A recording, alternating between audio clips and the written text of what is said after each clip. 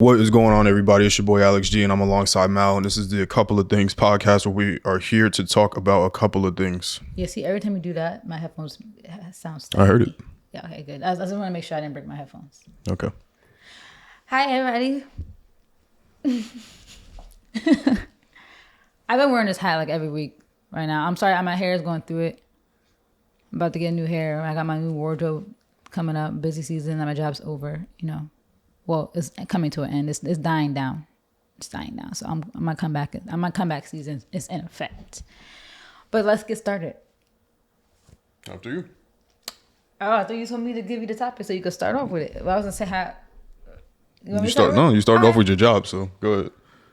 My job. No, because I was supposed to say, hi, this is Alex. This is Mal. And then you said you just brought up you wearing your hat, but normally I would have transitioned into the topic, so you could go ahead and start. I would just talk about how I'm wearing a hat all the time. Cause people are very overcritical online. Everybody be in my mentions on Twitter. They be in our comments on YouTube, but don't even got a real profile. So I gotta explain everything. Anyways, yeah, we're gonna start with how the shade room is evil. The shade room is evil, and that sounds dramatic, but that's just what I wrote down so I can remember what I was wanting to talk about. But we get into a conversation about how the shade room, like I said, is evil and how it's negatively affecting the Black community. And I say that because, first of all, a lot of these media outlet pages, including the shade room, aren't even run by Black Americans. They're run by a lot of other ethnic groups. I think the shade room specifically is a Nigerian American. Or I don't even know. Well, I'm pretty sure she's American, but I know she's Nigerian, ethnically.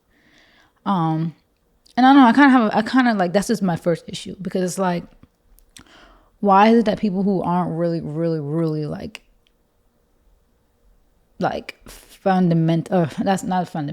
foundationally into our culture reporting on us? I don't like how people just take over our stuff. Because I would never move to a country and create a Nigerian shade room. I would never move to Nigeria and create a Nigerian shade room, even if I was first gen Nigerian. If I moved over there and if my parents moved there and I was born in Nigeria, I still would not feel comfortable making a page reporting on things primarily for a culture that's not really yours, because it's Black History Month, so the shade room's posting a lot of Black pride things. And one of the posts the other day was Black dances, it showed the Dougie, Crank That Soda Boy, it was a whole bunch of dances, right? But you don't see any African dances on there. Everything is African American, Black American dances. So it's why are you even reporting on this? If that's not even your culture, that's not you go home, that's the whole conversation about Av. You go home and you're not even talking that with your parents, right? That's not your culture, and it's okay. Your culture is beautiful. Just because it's not as popular doesn't mean it's not beautiful. I mean, they know their culture is beautiful, of course, but it's just why is it I don't like the whole profiting and gaining from someone else's culture. That's just cause I feel Black people feel because we're all Black, that it's okay to kind of I wouldn't even say appropriate, because that's kind of the wrong word, but it kind of is just because we're all the same color doesn't mean we should jack each other's culture, right? We should still respect our differences and share them, And if you live in this country, of course, that's still a part of you too, because that's a part of your experience and what you grow up around in school and stuff. But culturally, you're still different, especially if you're first gen. If you ever been here a couple generations, in your home, you're still raised on your culture from your country, from your ethnicity. You used to eat your foods. You guys are probably not eating soul food in your house. We was eating that. You see their Thanksgivings. They don't be eating what we eat. They eat their food from their culture. They're not eating baked mac and cheese, well, our version of it, so Southern USA baked mac and cheese and candied yams and collard greens. They're eating their ethnic food. So it's that's how you were raised. In your house, you're not talking Av. You're not talking Av. If your parents are not from here, I'm sure it's not really part of their natural speak. So to make a whole page, that's my first issue. And they, there was a Twitter space I was in a while ago where they said a media outtake or whatever. A lot of these other pages aren't even run. And then you have DJ Academics, who I'm sure, I think is I don't want to misspeak, but he's ethnically something else. I don't think he's a descendant of slaves in America, on both sides. ethnically.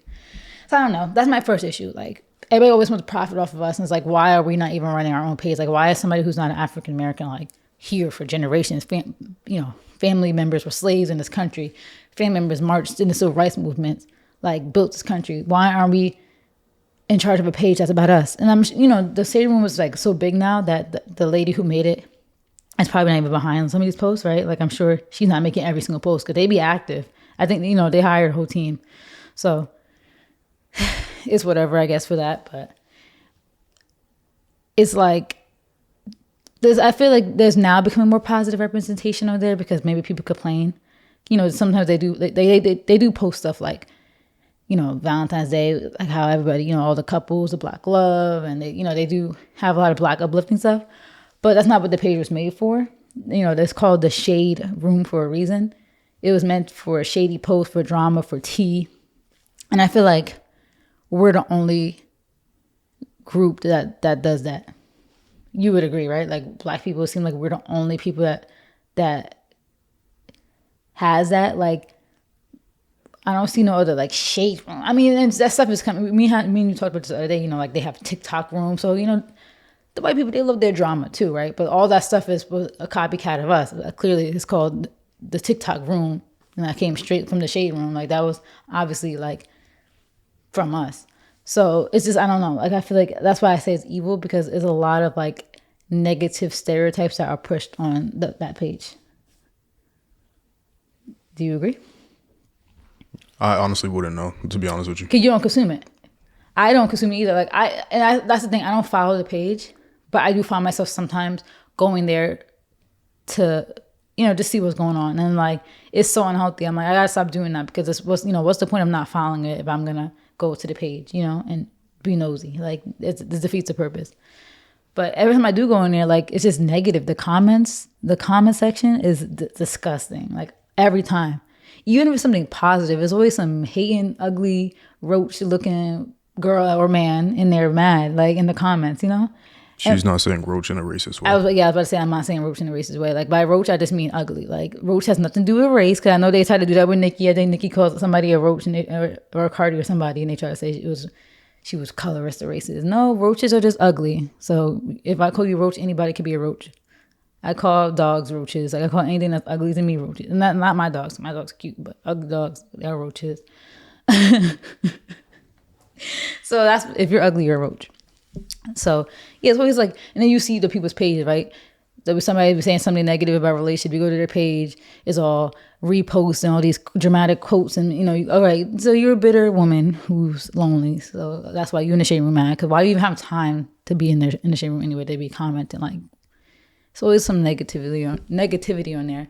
So it's just, the Shade Room is evil to me. Like I wish we didn't have that. I wish our culture was just stop being so obsessed with tearing each other down, stop being so obsessed with drama and laughing at people at their lowest. Like you're posting stuff on purpose. Like they do it on purpose. They'll post stuff and then the comments be like, oh, I know what you're trying to do. I know why you posted this. They try to be funny, and it's like, people always dish stuff that they couldn't take though, because any of those people in the comments, or like these people posting, if they were famous and the roles were reversed, they wouldn't be able to take it. Like most of these people are weak, insecure, weak-minded, don't love themselves, so they get off on making fun of other people.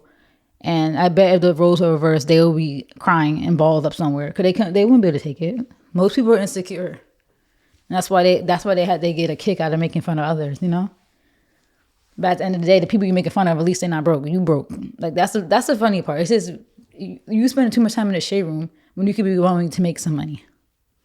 So Shade Room's evil. I wish they would get rid of these pages. Like I wish we would just strictly have uplifting stuff, like negative stuff that's going on and drama. Like leave that stuff for, like, even though it's all stupid, but people gotta make their money. Leave that to Wendy Williams and like the shows like that. Like. But to infiltrate it everywhere, like you turn on the TV, it's like drama, okay, whatever. But at least you could turn the TV off. But I shouldn't have to open my phone. And it's like it's everywhere. Like let's like just uplift each other for once, Leave the drama to TV. If you want to tune into some drama, turn on any of your little reality shows, or like I said, Wendy Williams show, any type of those gossip shows. Yeah, and it just shouldn't be everywhere. Like I shouldn't have to open Twitter and it's like, oh, shade. Open Instagram, shade. open TikTok, tea, oh, this tea today. Like, it's just like, why do people care? It's like so annoying. So yeah, evil might be dramatic, but it is evil because it's perpetuates our stereotypes. You have white people on those pages sometimes in the comments, like they watching. Best believe other races, especially white people, are watching. They're seeing how we act. They're seeing how we talk to each other and how we treat each other. So it's evil, and it does no good for us as a race. So yeah. I mean, input. I know you don't really follow the page. You don't really keep up with it, but there's a reason. There's a reason you don't, right? Like, cause I'm sure you came across the page before, and obviously you know about it. But you have to have a reason you don't follow. And what is your reason? Obviously, it's probably you don't care. That's like your main reason. But I don't care about anything. babe, I'm gonna keep saying this every episode. You just asked me. I just told you because I don't care saying about anything. Okay, yeah, I guess that's it. That's it. That's the only reason. Oh my god, do I look greasy? It's just my skincare. My skin's succulent. So yeah. Well, you don't care first of all, but do you think it's evil? I think that. See, because I love playing devil's advocate, because I can play both sides of any fence to perfection. I blame black people for the popularity of Shade Room. Yeah. The only reason, because the thing is, here's what happens. People tend to think that things that exist they exist, and the reason why we behave is because something exists, as opposed to this thing exists because of how we behave. So I know people won't necessarily follow that, but hold up. No, I know what you mean. Yeah.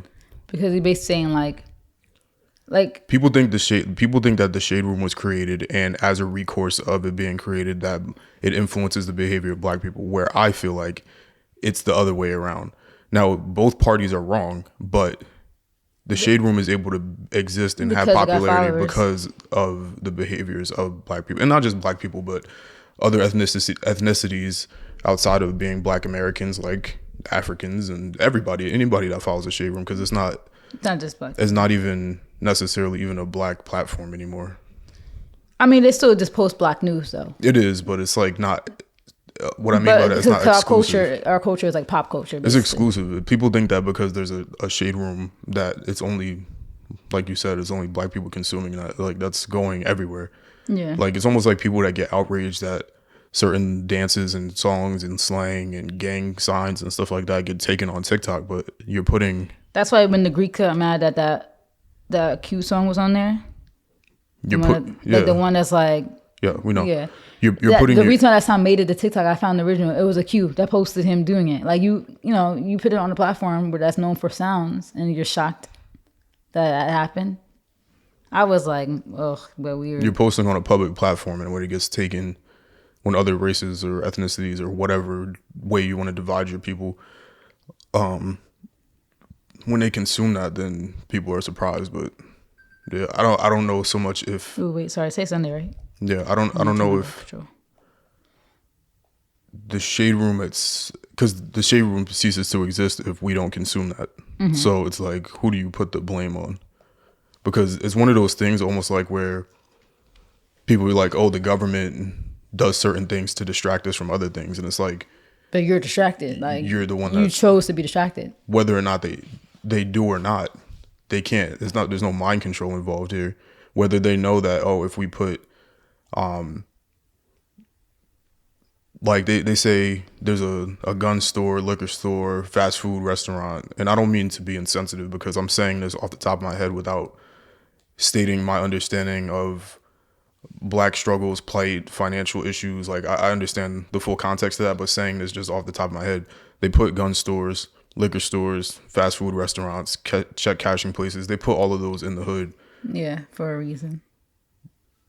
And aside from like the fast food part, because that's obviously a financial thing, I'm sensitive to that. I know people have grown up with different means. Like, you mean as far as like they can't really afford. Yeah. Even though fast food is becoming expensive. Yeah. But like, you take the liquor store, for example, or the gun store. even though they put those things there, you still don't have to go and consume that stuff. Yeah. It's kind of like one of those things. Like the shade room exists, but That's true. you don't have to go to it. Like the only reason they're there is because they know that you're going. Because that's always the thing. They'll be like, oh, there's no Whole Foods in the hood. It's like, but that's probably one nearby. Just go to it. And I know, like, that sounds insensitive. That's why I don't want to bring up the food thing. Because, like, they might not have transportation to get there. So I get that. And I do agree that Whole Food should be everywhere. But it's like you said, it's like, you don't have to consume it. But also to preface that too, because you have to explain your stance like 360 degrees all around, because people are going to take anything that you say and flip it into something else. Yes, I know that alcoholism is a recourse of people having financial issues. I understand that. I know that. But still, even with that in mind, the concept is still the same. You don't have to be distracted by TV. You don't have to be distracted by reality shows and Instagram and all these other you still things. Have a choice at the end of the day. Like if you're intelligent enough to realize that it's a plot and still fall for it, who else do you have to blame but yourself?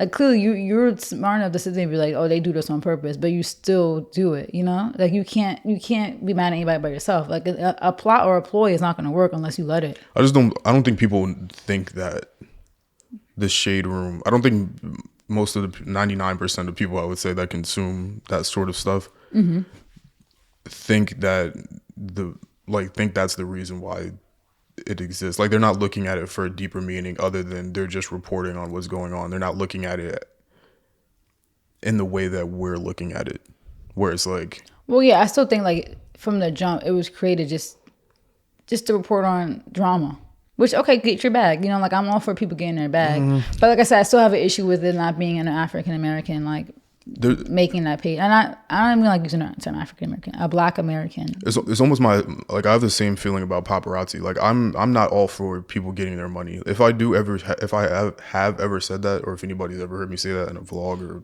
I don't know, podcast episode or anything like that, I'm cool with that, but in the sense that I don't care what people do because I'm worried about my own life. I don't really, because they say in these four walls, obviously there's mad walls in here.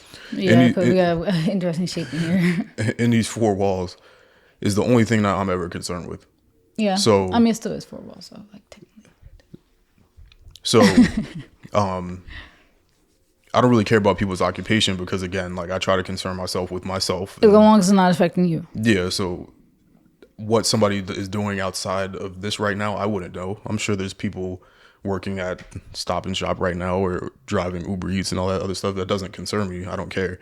But like, it's like the same thing I feel about paparazzi. Like you're making money off of taking pictures of other people without their consent, without paying them. You know what's funny? No, I don't know because I didn't finish my thought. Okay, I'll say that. And you're making money off of people without paying them properly. That's theft, in my opinion. You're using somebody's likeness to profit off of them. If you did that anywhere else, if you put somebody's likeness in a video game without their consent, you would get sued immediately, and they would win. So why is that not applicable to, to paparazzi as well? That's why I was watching a podcast the other day that Deshae Frost, yes, the YouTuber, and then DGG's brother Dub, they started a podcast, and then so DG was on it, and they were talking about this page. The videos that always get recommended. Her name's like Kiara Shanae. Like it's always like the drama videos that get recommended. He was saying how like he likes her, like that's why like he's even in like her intro because like he shot her out before. And, it's cool. But you're still getting promo, like even though they're making the drama channels, like they're making money off of his face and stuff. He's still getting kind of free promo off of that, like her just making videos about him all the time, right? Like he's still in a way kind of benefiting, but he even was like, sometimes it's kind of like, well, dang, like you are kind of making money off of me, and I'm not getting a single dollar from that, like, cause she makes a whole bunch of videos about him, and he was like, kind of like, but he was like, he doesn't really care at the end of the day as long as she's like supporting his music and stuff that he, like promoting him, and she does do that, like that stuff pops up on my like on the community tab, so, but he even agreed with that too, like, and that's why like how Kanye just said it, like you like low key, I should be making money too. Like you're literally making money and feeding your family off of me being a celebrity. And I know that sounds crazy. He's like, okay, celebrities make so much money, but it's still like the principle. No, I like when he did the mask thing, because the thing is, they could still make the money off of Kanye's wearing a mask and he's in these different places like they did at the Super Bowl and stuff like that. But I still do like the idea of you can't see me outside. Yeah, so you can't tell what I'm thinking. They'll easily make a story of Kanye looks distraught after signing divorce papers. Like, nah, I got a mask on. You're not gonna be able to tell how I'm feeling, or be able to manipulate, make a storyline off of my face. Like, I cannot be a celebrity. Cause imagine you just sneezing, right, or something, or imagine like you know sometimes your throat get itchy and you keep coughing, your eyes start tearing up. Imagine you doing that, and now they made a whole story. Like that happened with Julia Fox. Like, I think she was like running. She said that she got on the wrong terminal. You know, that was our experience when we went to Turks and Caicos in Miami and all that. When we remember we was in LaGuardia and we was in the wrong terminal. We got dropped off and we like had to run to the whole other side of the airport, and that took like 10 minutes, 20 minutes. That's what she was doing. She was trying to catch a flight and she was in the wrong terminal. She was like running through the airport. They made a whole story saying Julia Fox in tears after Kanye gives Kim flowers in the airport, and she was like, "Nigga, I wasn't not in tears. Like, I was chilling. I was just trying to get to my terminal." And so luckily, some other paparazzi actually came to her defense. Was like, "Yeah, I saw her in the airport. Like, she was fine. Like, this was the clip." And she was like, "Hey, like, I cannot be famous. Oh my god." So yeah, I see what you mean. Like, you're saying like the whole get your money thing. Like, you don't necessarily agree with, because it's like you're kind of like in this circumstance, because like you're making money off of, you're not really, no, you have no talent really. You're just making money off of like posting. Like, we're watching Snowfall again. Like, we just watched all those seasons. There's a right way to do things and there's a wrong way to do things. There's a way to make money in a way that's not like Morally right. Yeah. Like selling drugs. Yeah, like selling drugs. Like, yeah, you came up, but then you ruined your whole neighborhood and all your family and friends because you were selling drugs. There is a wrong way and a right way to make money, and what's ethical and what's not. Yeah. So I feel the same thing about pages like the Shade Room, where you're profiting off of usually the misfortunes of others, because we don't like I said this last podcast we had, real life is not exciting. It's not enjoyable. So if we reported on, oh yeah, so and so was in traffic on their way to, and this is no disrespect to anybody, like I'm just using an example, like so and so was late on their way to their construction job because of traffic on I-95 or whatever it is, or somebody was late to their office job because streets 42 to 56 in New York were traffic jam. Like, that's boring. Like, there's no excitement in that. Or like, there's no excitement in, oh, this father took out their child to go play at the park. There's no excitement in that. But there's excitement in, yo, he cheated on her with her cousin. Like, that, there's excitement in that. So to me, profiting off of people's pain is evil, regardless, or stupidity. Like, it's just weird. Like, why is it like, when you really think about it, now you just say that, why is it even entertaining? Yeah, that's what I said. It's the like, whole. It's the point. You had to really ask yourself, why are you entertained by somebody else's drama? Like, ask yourself that, and then you will realize because you're miserable. It's the point in laugh culture where it's like, hey, everybody, like when they do the thing where it's like, hey, everybody, come look at this. Yeah, it's like that. That's like our culture as like a, like personified, exemplified, personified, whatever is the right word. Yeah, because point of laugh is like, I'm hey, really look. Thinking about that, and like, I'm not gonna lie, I fall for it all the time. I'll be sending people DMs, like, you know, friends and like my sisters and stuff, like, look at this, because some of that stuff do be funny, but now I really gotta think and ask myself, why do I find that funny? Why do I find that entertaining? Nick Cannon has all these kids. It's like, in what? Like, in what? Yeah, it's not affecting you at the end. I mean, I still think that's crazy. And like, that is wild. Like, he did kind of wild out. Like, but at the end of the day, it doesn't affect me. It's not affecting me. It's not my life. So. Right. Yeah, but it's still, why are you entertained by that? Yeah, why are you entertained? Why are you sharing that with so and so in the DM? Like, yo, did you guys see this? Like, why? Like, yeah, why we really had to ask why. Like, that's the crazy part. And if you ask somebody why, they probably would never be able to give you an answer. Like, you'd be like, oh, because it's funny. It's like, well, why do you think it's funny? Because it's not. Yeah, it's like, it usually isn't. Not that funny things don't exist. I'm not like a weirdo who doesn't think that comedy isn't funny, but it's just, when you look at certain things, it's like, okay, you do have to ask yourself why you find it entertaining. It's like, okay, so and so caught somebody cheating, and it's like, then you want to go in the comments, man, ain't it, or women ain't blah blah blah, or it's like even everything that's going on with Kanye and Kim, like, it's not funny. There's pain on both sides. Yeah, Kanye, what he could be doing is wrong, but he's clearly hurt by the divorce and lost his friend this year or last year. Kim's kind of being harassed and kind of wants to move on. So it's like, why is that funny to any of us or entertaining? Yeah. But, you know, that's like I said, if these same people who find it funny or commenting were famous, they'll be the first ones real quick, like, everybody hating on me, blah, blah, blah. Like, no, they doing exactly what you was doing when you was irrelevant. Most people wouldn't be able to handle it. That's the funny part. They won't be able to handle it. Yeah. So to conclude, we do actually, not to conclude, because one thing I did want to say is that because as black people we gotta bring race and everything, right? Mm-hmm. One thing about it is other races will look at something like the Shade Room and they'll be like, look at the blacks and the things that they find entertaining, right? Like because the whole idea of gossip and tea and all that kind of gossip and tea is not, we didn't come up with that. That's really a white person's thing in the media. The whole idea of gossip and tea and everything has been that forever. If you go look at any of the tabloids that when you're in the checkout at Stop and Shop, all that stuff is not created by us. Like, yeah, like they still do that stuff, but especially as a kid, that's all you used to see when you go to the thing. It used to be like you. Oh, they used to do Michael Jackson and Whitney Houston. They used to do them dirty. Like what's the other one that died? The singer with the thick eyeliner. She had like a little bump on her hair. She was like a singer. She died from Winehouse? Yeah. Like as a kid, I just remember they used to do them dirty, and they were clearly sick, like drug addicts, like going through stuff. And it used to be crazy. Like those tabloid covers used to be crazy. They still are. Yeah, I don't really go to a store like that no more. But like, yeah, when you see them, it'd be like, the queen is dying. Yeah, it's like crazy. The clickbait is sick. It actually made me realize like that really is the origin of it. That was before YouTube clickbait titles. That's before Shade Room was those tabloids. Was that, and then white owned. And then also, like they used to do, it was Extra. I was gonna say it was Entertainment TV or something, but Extra was another one. If you remember that. Yeah. That used to always be on the TV. Extra. They used to do that shit. Ew, that just brought me back.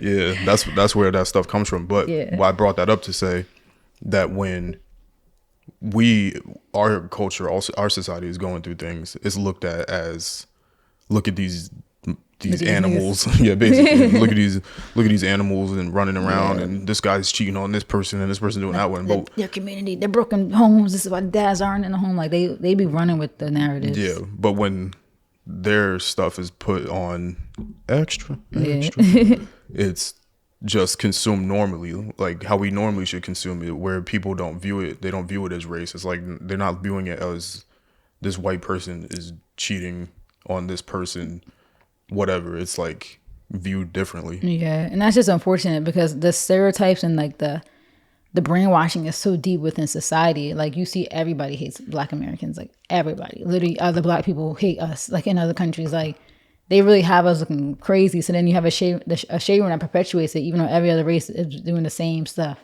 We've been on this for like over 20 minutes, but another thing is, God, what was I about to say? I just had a good point and I forgot it. No.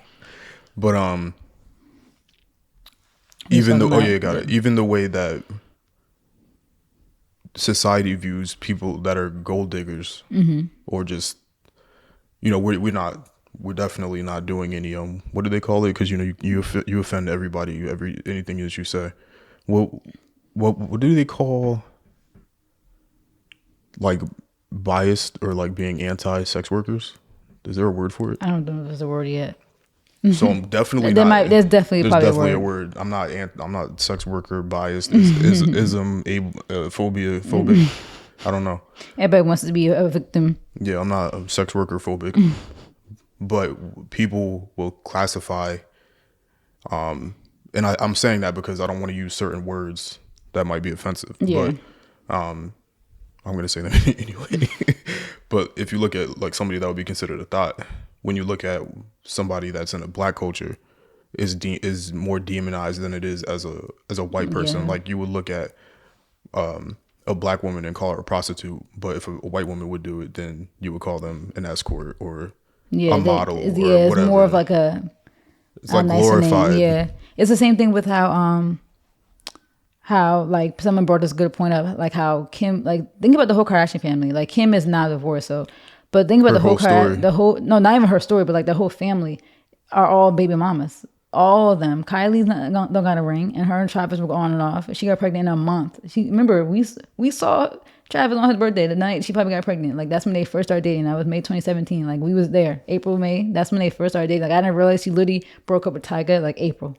Like the month that we saw him and that she was there that night, she just broke up with Tyga was like 25 days before that, and you got pregnant a month after you met him. Still not married, second kid. You got Chloe, not married to Tristan, kid. Courtney was never married to Scott, 3 kids. Now she with Travis Barker. Kim, she was the only one I was like, okay, her and Kanye married, even though North was conceived before the marriage. Okay, cool, they got married, 4 kids, cute, but now that's that. They're all baby mamas. And everybody's like, oh, so cute, Stormy. And I'm not pulling a Nicki. They said Nicki and Stormy had beef. I don't got beef with Stormy. I don't got beef with Stormy. You know what I mean? But it's like, I know you girls like to tussle. Oh my God, Kylie has a new baby and it's so cute. But then if it's somebody else, it's like, oh, black people, Blac Chyna's baby mama, yeah, Blac Chyna's baby mama, and she had multiple baby daddies and stuff. And that's the only way the Kardashians try to do it is that they don't got multiple baby daddies. That's the thing they try to do. But Kris do, the head honcho do.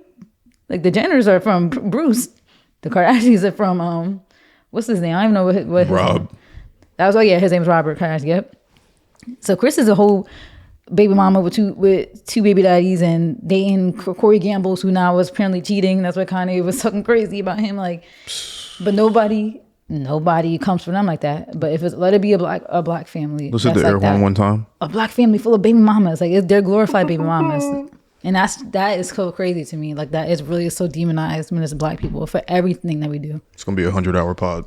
Even like that Netflix series that just came out about that girl that scammed. The Ginger Swindler? Yeah. No, not the Swindler. Not the Ginger.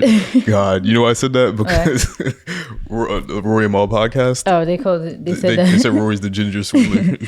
Now I'm talking about the other one that's out that we didn't watch yet. It was like the girl that scammed the New York people.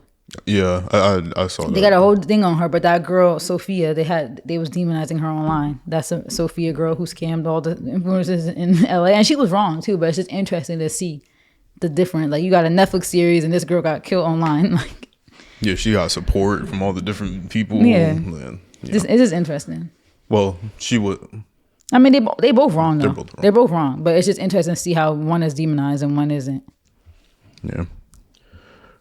What else we got on the docket? So we talk about. Don't ever lead into a topic like that. I know. I gotta get better with transitions. We don't talk about like we just gotta roll. It should just be rolling.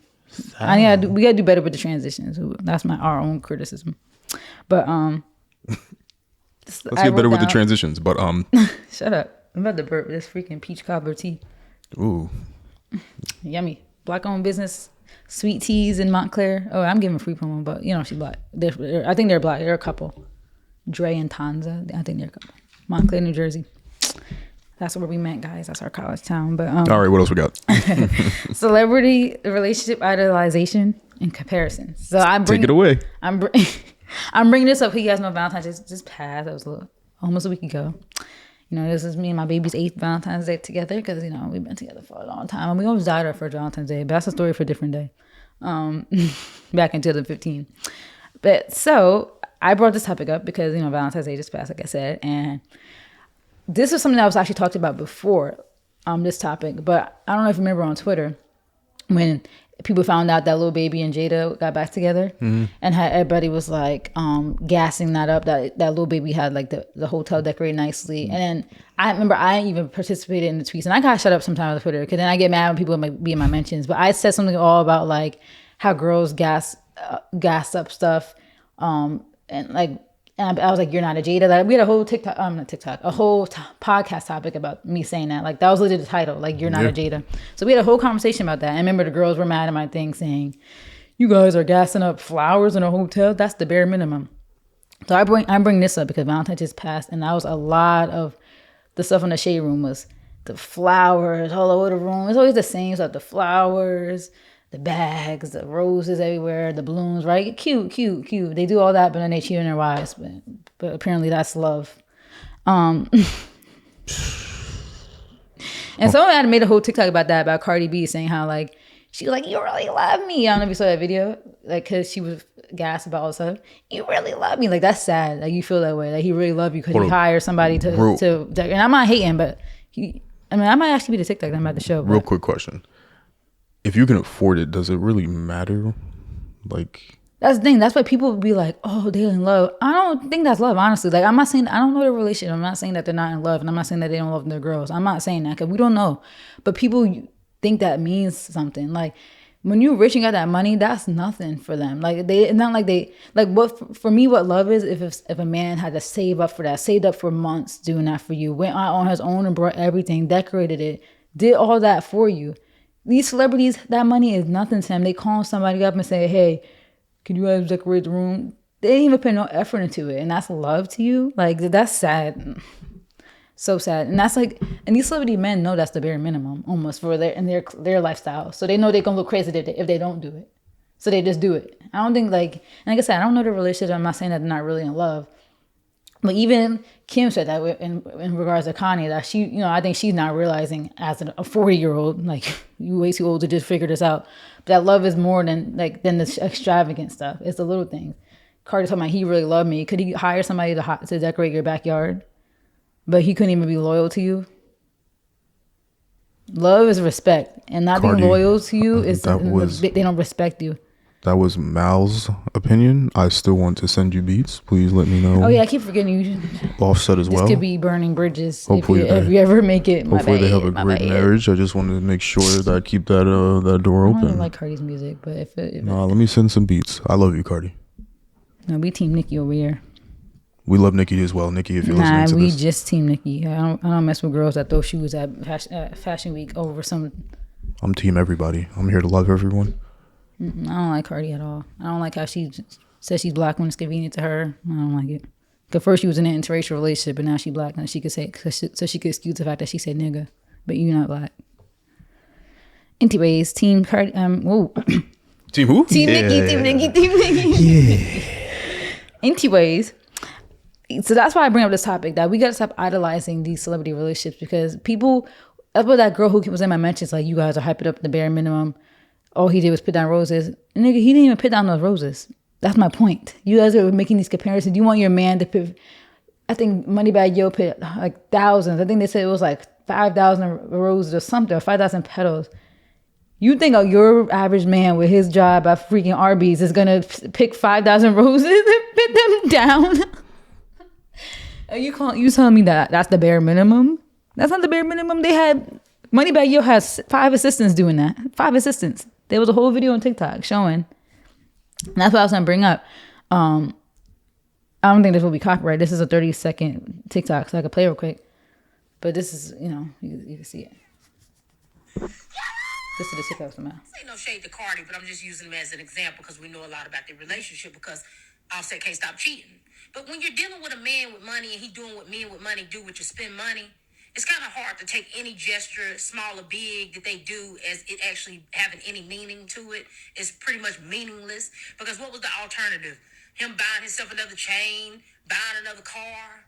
Like, he has the money to do it. It means nothing. It's not like he went through that house and individually laid each one of those roses to symbolize how much he cared about her.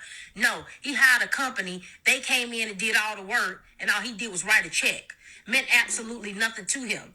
But you know what's free? Not cheating on her, not having her out here looking crazy. But that's too expensive to these men. It's easier to shut her up by distracting her with a bunch of materialistic She sounds stuff. like a And if woman, you're the Steve type of Harvey. woman who get wild over that kind of stuff, I feel sorry for you, sis, because men who got money know this, and they will always use it to their advantage. Let's give her credit. What's her name?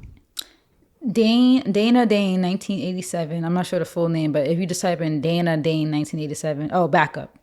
So this is probably a backup page, but yeah. Shout out to Dana Dane as well. Dane. I don't know if that's the real. Yeah, that's not the real Dana Dane. I was saying that. But shout out to Dana Dane. So yeah, and this is the video I was telling you about when she's like, "Oh, you really love me. You really love me," because he hired somebody to do that. That's like, I'm sorry, like, oof. I don't like Cardi, but I just don't like any girls like this. Like, you have Cardi fans, come kill us. no, Let's but go. you don't love yourself. Like, I'm sorry, somebody like that doesn't love yourself. If you think that a man loves you because he hired, like they said, you hire somebody. This is like, that's the bare minimum for a man with money. That is the bare minimum.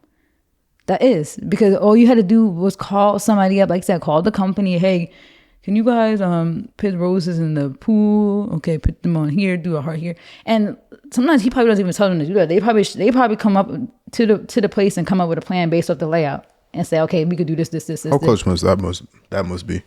For real. But what does that mean? Like for me, if I was a celebrity, I wouldn't like, okay, cool, that stuff is cute and cool, but I wouldn't even want that. I don't want the little stuff that shows you really love me. Like if you was like out there getting cuts from pulling up from getting pricked from the roses. So I gotta go slave away. No, but that shows that you love somebody. Like you sit there and you are enjoying that process. I know you are, but you're enjoying that process, thinking, "Oh my God, I can't wait for my like wife or my girl to see this." Like men who really love the girls get excited when they do that type of stuff, but they can't wait to see the reaction. Offset was sitting in that house probably watching them do that, and it was like, all right, and got his other assistant to buy her some bags, and Cardi, you really love me. He got a report. Stop mocking people like that, bro. No, but she just gets on my nerves. Like, her voice is so aggravating. That's not love. That nigga cheated on you a million times while he was married to you. Ew. Like, ew. I thought we were gonna have a broader conversation, but let's start the anti-Cardi. Okay, no, we're not gonna talk about her. It's too late now. That's the conversation I really wanted to have. Like, we gonna get canceled. Stop idolizing these celebrity relationships. Like, you bird brain girls, because it's mostly you guys. Stop it. Like, it's always, oh my God, Valentine's Day was so cute. Look at all these celebrity couples reposted on their story. Like, ew. Like, celebrity idolization is so weird to me. Like, the couple. And don't look at me, 'cause I don't idolize Kanye. I'm a fan of him and his art, and he impacted my life. That's different than idolization. I don't idolize him. He's like, idolization is when you look at somebody as beyond a human. I don't. If I met Kanye, I'm not gonna be screaming like he's like not human. I'm gonna be like, Kanye. Like, hold up, let me pull up the footages. What? Come on. What, me screaming at the concert? I was excited to be in the presence. Come on, let's but that be wasn't consistent. Me idolizing. That wasn't an idolization. Listen, I'm here to be. That wasn't me like looking like. That was just me like, oh my God, yes, music, good music. Like, I was just excited for the moment. Like, I wasn't excited for him necessarily. I was excited for being there in that moment. Don't pull up that video of me screaming. You probably don't even have it. I don't. All right, keep talking. I'll pull it up right now. Give me a minute, y'all. Y'all gonna listen to this whistle scream. My scream is really. Go ahead, keep doing it. Keep talking. That's why I'm an AK and can barely ski because I have a deep voice. Go ahead. When was that? 2017, 2016. Let's go. That was 2016 September. 2016 September. Let's see. That was like September. Right, keep talking. I got you. Don't worry. Early, like 4th. Yeah. 5th. No, it wasn't 4th or 5th. The 4th is my parents' anniversary. Go ahead. Keep talking. Actually, it might have been the 3rd. Actually. Yeah, I would say it was early because I remember it was my parents' anniversary. Yeah, but no, that's my issue. It's like, and that stuff is cute. Like, don't get me wrong. Like, reposting it on your story is like no issue because like sometimes you're like, wow, this is really cute. Like, this is really pretty. Like shout out to the people who put this together. Like, shout out to the company that actually decorated these rooms. Like, let's give them the praise. And like I said, I don't think that all the men who are celebrities and who are famous, who have the money, who are doing that, don't love their girls. I really do. And, you know, if some men will have the money, they will want to do that for the girls too. They'll still, even though they didn't do it themselves necessarily, they'll still be excited to let them girls see it. But that shouldn't be the bar. That shouldn't be the expectation. And these girls will be out here subtweeting their boyfriends and wanting their boyfriends to do that stuff to them. But your man don't even got the money to do that. Your man, like you want your man to decorate the hotel the same way that you think a celebrity did, right? Like that's the comparison. They think that little baby decorated that room. No, he probably didn't. He probably hired somebody to do it, you know? And it's like, and you are degrading your boyfriend for not doing that for you when the person that you're comparing him to didn't even do it himself. Like, get a grip. Oh God, please. I don't want any type of those girls in my type of space. Like, please. Ugh, weird. Like, I just don't like that. And like, stop. Like, people glorify these relationships all the time and then they break up. It's like every single time. Every single time. And it's just like, I don't know, man. So, yeah. What's your opinion? I always do that. I would go on a rant. Oh, thank you. Like, thank you for speaking for 20 minutes and then asking me my opinion. No, but yeah, for real. What do you think? Like, why do you think people idolize these relationships? Like, we talk about this too much. I'm not answering that question. We do. That's it. What else we got? Good birds. That's the answer. That's not the answer, but what else we got? Because you know what, if we actually get deep into it, it's probably because they have no real like successful relationships in their real life to look up to, like no aunts and uncles that are like happy, no parents, you know, grow up without like a dad most likely. So they like hold on to these movies and they hold on to these like celebrity relationships as their bar because they never have seen it, what it actually should look like in real life.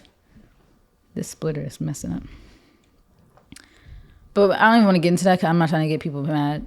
But that's what I feel like. It's too late. People already tuned out of this clip, so whatever. You know. I want people to know we always give a disclaimer. I'm not like this in real life. I really, like you said, I'm turning to you. No, I'm only like that when I'm provoked. In real life, I don't care. Provoked. No, I don't really do care. It's okay to care. No, but you usually give your nobody asked for your opinion, but you give it anyway on Twitter and things. Yeah, I got a tweet that's like 11,000 likes right now. Like nobody asked. People on my neck, like get on my mention, and then when I reply back, nobody wants to respond. Like you guys, like at least if you gonna talk crazy, like let's have a dialogue. Same with YouTube. Like you guys gonna be in the comments, but then I respond, and then no one responds back. I don't say that word, but they're P words. I typed it out on Twitter though. P-U-S. I don't say that word because it's like nasty to me, but yeah. Keyboard killer. I'm not a keyboard killer. I respond back. Because if you can't say it, then don't type it.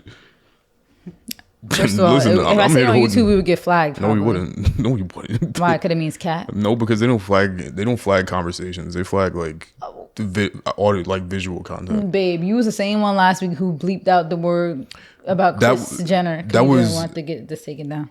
Not because I didn't want it to get taken down so much, even though I said that. The real reason why is because the whole girl getting sued for $4 million spooked me. That's why I ended up bleeping it out. Yeah, that was sick. No, but you know the crazy thing about that? She wouldn't even got sued if she wasn't so crazy. I watched Choice's video and he broke it down. Like literally Cardi tried multiple times to be like, let's settle this out of court. And the girl's like, no, we gonna go to court. Yeah, no. Like she was being psycho. She's being prideful. She said she wouldn't regret it. Yeah. She doesn't regret it. She regrets it now. No, she said even still. You know, she's trying to just save face. She regrets it. She turned that video up and probably cried. That's $4 million, like, and you was a YouTuber.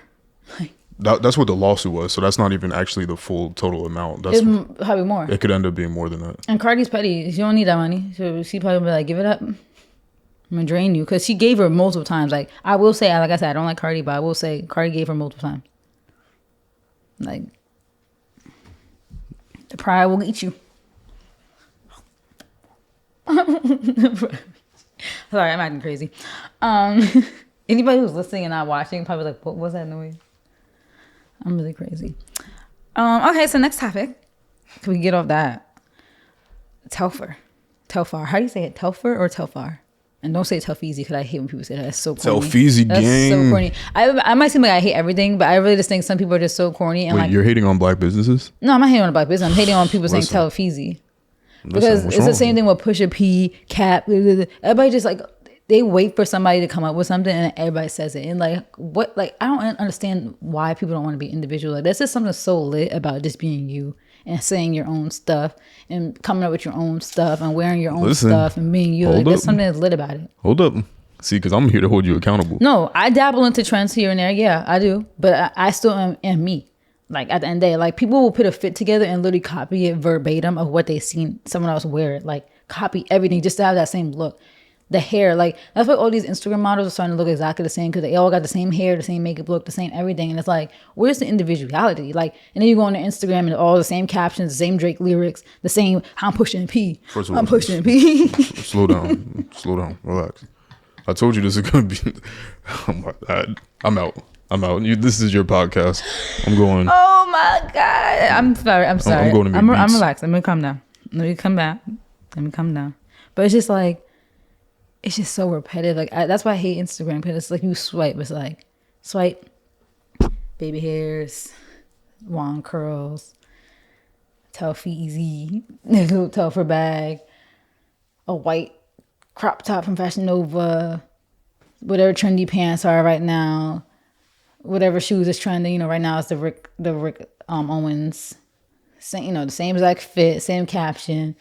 I'm pushing P with my girls. Like, we at brunch. It's just, and you keep swiping. It's like, That's a nasty caption. and then the boys too. I'm not gonna even call the girls that, but the girls I feel like copy each other more. The guys too, the same thing, same fit they got on, the baseball cap they got on, the same little what's it called? What's that jacket called right there? Like the little button up denim jacket with the same necklace and the same shirt, the same pants, the same sneakers, and their captions or something like, "Watch out for the ops, they watching." And he's like, same caption. It's just like, oh, are you guys not, do you guys not feel whack? Like, this is something cool about being you. You know what I mean? Like, I just don't get why people don't want to be them. And I think, honestly, it's because people are scared to be themselves because it's not cool. They feel like they're not cool enough to be themselves. So they'll use a caption or they'll wear a fit that is socially acceptable so people could be like, oh, you dripping, sis. You dripping, but you wearing the same exact dunks I just seen on my timeline 25 times. That's not dripping. You guys all look the same. You guys are boring. But I think people are not secure enough in themselves to be them. So they need something to you know, they need that validation from somewhere else. So if they see that a fit was validated, they'll wear it. Same thing with everybody wearing the Croc boots. Like that tweet I just put on my timeline. Kanye wore it and people were clowning him for it. But everybody's not wearing them. Like everybody. And it's always funny just to see how it happens. Because it's like, you know, Kanye wore it and Cardi wore it. And Cardi made it socially acceptable because everybody thinks Kanye's whack. And then they try to make fun of him even though he's a 10 billionaire person, whatever, I don't know what the word is, a 10 billionaire. But I think ever since the Cardi and Offset wore in that picture, that's when it became socially acceptable because people, even though it's more socially acceptable to like Cardi than Kanye at this very moment, like in time, because of everything that's going on with Kanye. So once Cardi wears it, now you see like Lala, Ruby Rose, Diarra. Like that's when all those pictures in that collage happened after the fact. And they need to wait for somebody to wear it. And it's just so whack to me because it's just the same. You just see it. Like you witness it, how it happens. And then eventually it's going to, you know, I don't know if it ever get to the regular people because regular people aren't buying the Balenciaga Crocs. But I'm sure there's people who couldn't really afford it, who use their whole paycheck, not even 4 paychecks just to buy the boots. And then it's like that, it's that delayed effect. And it's just everybody waits until something, like they need that validation and they need to see that validation come somewhere else before they do it themselves. And then they feel cool doing it themselves because when people look at their fit, they think of Diarra, they think of somebody else. And now it's like, oh, you fire, like you lit. So like they know they're going to get that validation because they've seen someone else get that validation first. And that's my issue because people won't wear something until they see someone else get validated for it. They're too scared to do that stuff. And they can't like go on their own, like be on their own, like 2 feet with what they want to do. So that's my issue. Like they'll make a caption, a Drake lyric, because they know it's going to hit because they know everybody likes Drake. Like, nah, just do you. Like the same way I told you, like you got pictures archived, you been doing photo dumps. You didn't wait for it to be cool, but now it's edgy. So now everybody's doing photo dumps, but you been doing photo dumps, you know? Because that's just was your vibe. You like this, you like these, you know, a collection of pictures of a moment. And you was doing that years ago. Like, but people had to wait for that to be cool to do it. You know, nobody was doing that.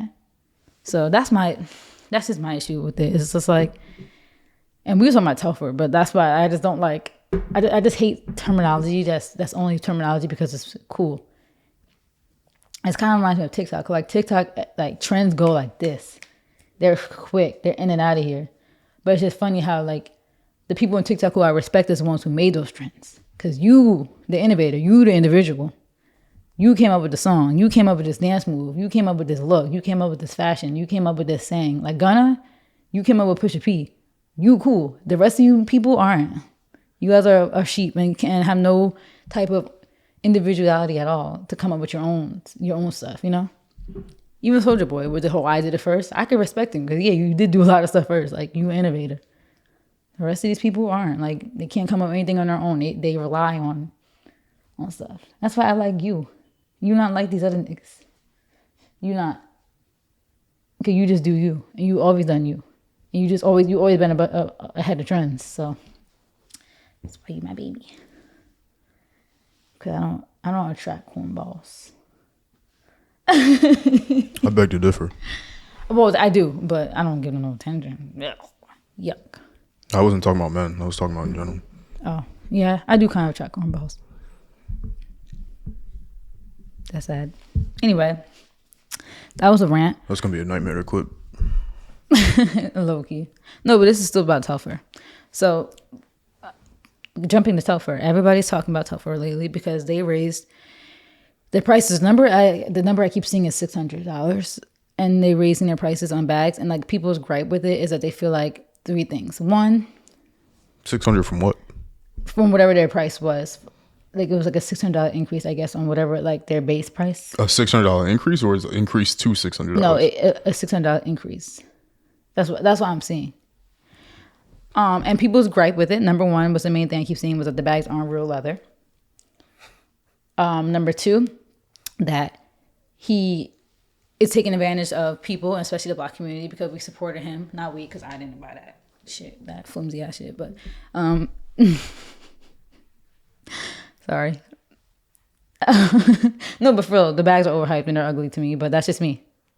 Like, if you want to wear them and support a Black business, I'm all for supporting Black people. But their bags aren't it to me. They look like flimsy. And it's funny because like other friends of mine said that, but they try to keep it on the low because you know people be scared to speak out. But I'm gonna say here, them shit's ugly as fuck. But the number two thing, yeah, people were like, oh, he's trying to like profit off of Black people, and like he took advantage of the popularity. You know, but typical Black people hate on about people So he's making a excuses. business. Yeah, right. Oh, okay. He's a business. And then the third thing was, well, no, that was the main two things. But so somebody's come back to the whole, oh, the bags are not real leather. They're like, oh, but y'all be spending that money on Prada nylon bags. I know we're not comparing Prada to Telfar. I know we're not. So yeah. So that was like the main thing, was those two issues. And then my issue that I had, and the reason why I'm going to bring this up, because first of all, we can talk, this could be broken up, but the main thing we can talk about is how you feel about the price increase. And then the second thing is how you feel about people trying to defend Telfar and comparing it to designer brands, luxury brands that aren't comparable. Because in my opinion, you can't compare Telfar, up and coming brand, to a Prada and a Chanel. Everybody was trying to compare it to that. They're like, oh, you guys pay those prices at Prada, you guys pay those prices at Chanel, but it's a Black man, so now you guys have an issue. It's like, no, Chanel and Prada been around for like hundreds of years, not hundreds, but over 100 years, century, like not centuries, but you know what I mean, over 100 years. I think Chanel was like 1909 or something, 1911, something like that. So over 100 years. I'm not sure about Prada, but I know Prada's an old brand too. So it's like, how are you going to compare an established brand to somebody who's up and coming? So yeah, what do you think? First of all, what do you think about the price increase? Because you're very business savvy, so from a business perspective, how do you feel? Ladies and gentlemen, this is Alex G, the fashion connoisseur and the businessman, the finance man. So a $600 price increase on a product that is the same. So it's full leather. Yeah, and I think it was like one of his more like nicer bags. Like I think he has like he's separating stuff. Like, he is coming up with new designs.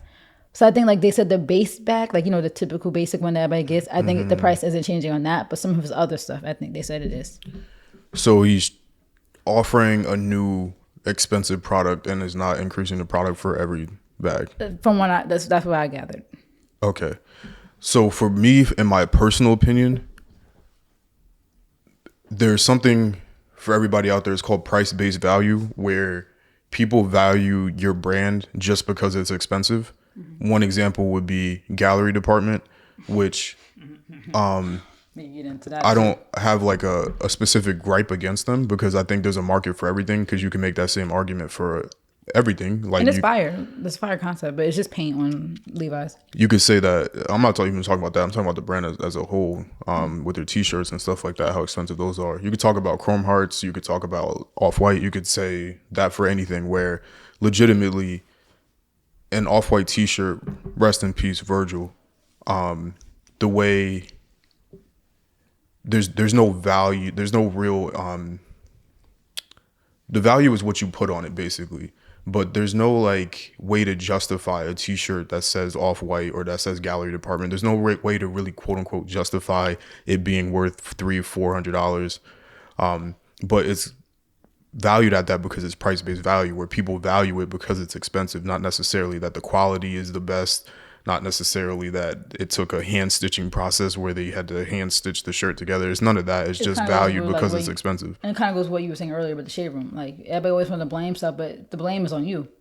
If The no, price is only that because consumers make it that. Same with resale market with the sneakers. The price is only like that because all you niggas started wearing sneakers all of a sudden, and that's why the resale price is high. Duh.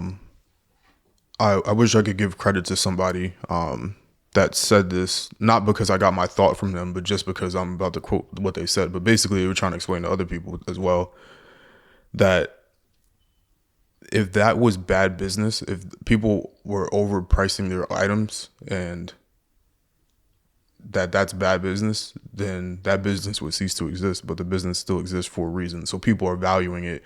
Just because you're not valuing it because it's more expensive doesn't make it not valuable to somebody. But that's still price-based value. Like, you're not buying gallery department because you think it's the finest silk materials and the greatest t-shirt you ever wore. You're buying it because of the logo, and you said about buying wearing it for the status. Because nobody was wearing that years ago. Like, it's the same thing I was just complaining about. Like, you people, gallery department been around. I don't know why people just start wearing it. And there's nothing wrong with that, but that's It's just just a weird. pricing Same strategy. thing with Chrome Hearts and the same thing with all these other brands and Montclair and all this stuff. Nobody was wearing this stuff until somebody said it. It's just so whack. It's so whack. And I know I'm saying that while wearing Well, architecture. yeah, I'm about to say, you gotta relax. I know. But like I always told you though, I knew about the brand. It's It not like doesn't matter, no, but it's not though. like I didn't know about the brand. Doesn't matter whether it- you knew about it or not.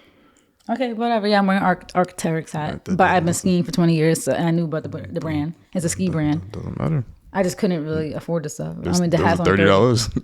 Yeah, but I'm talking about when I was younger. Like I'm just being able to get money now, so I've always thought the brand was like nice, but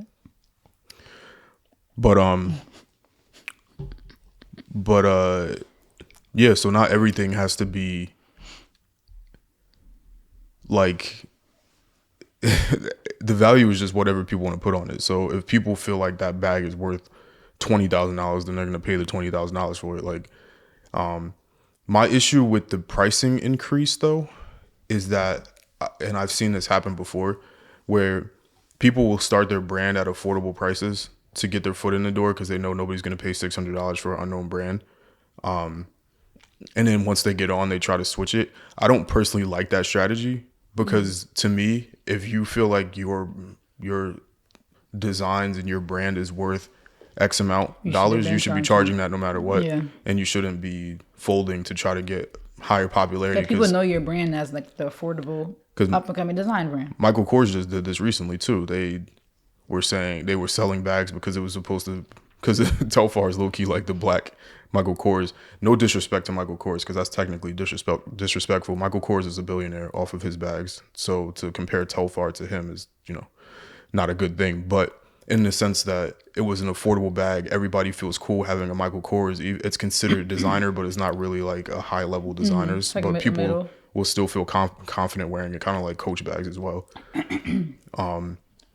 And then they hiked their prices and people didn't like it. So I don't like that either. Like, set your price and let that be the price. Like, there was never a time when Louis Vuitton was not expensive. Yeah. There was never a time where And the thing is, if you want to have like more expensive or cheaper stuff, then you have a Comme des Garçons made of CDG. You make a separate sub brand. So if Telfar was supposed to be the expensive brand, then you should have made a sub brand of like calling it something else. because every brand does that. Yeah, and that's what I was saying. Like, do that then. Well, every quote unquote streetwear, like not like what's considered luxury, but Yeah. But like how that jacket over there was like Wise, but then like Yogi, how you say his name? Yohji Yamamoto. Yeah, he has like 3 brands, right? He has like he has like 20 Wise, brands. I don't know what he a be on. self-name brand, and he has Y3. So it's like, do that then. And just for some correction, the bag wasn't a $600 increase. The bag is $600. This one, Okay. his cheapest bags were like $300, I think. Now, is this a new bag? Yeah, it's a new design. So what's the problem? I think people still think the brand is supposed to be cheap. Oh my god, that dog! Sorry guys. I think people are shocked because they saw a bag like that, thinking, oh okay, like this is gonna cost the same as like the other design, maybe a little bit more. But I think people weren't expecting a $300 like jump in price.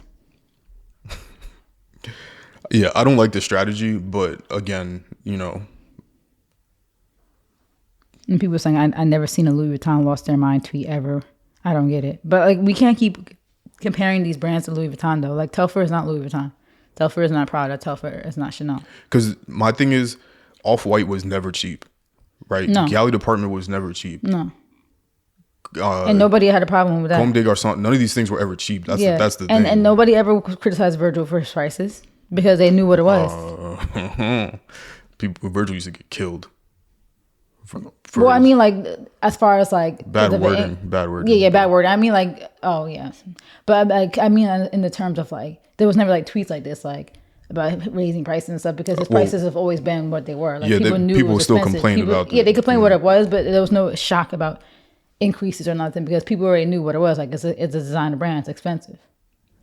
Yeah, but again, as a brand owner, while I don't personally like the strategy because I find it to be kind of like weird, you still have the right to do whatever you want. Like, if you it's your worth. Charge your worth. Like, the brand's worth more now. Beyonce was walking around in it. You think I'm not gonna get more money?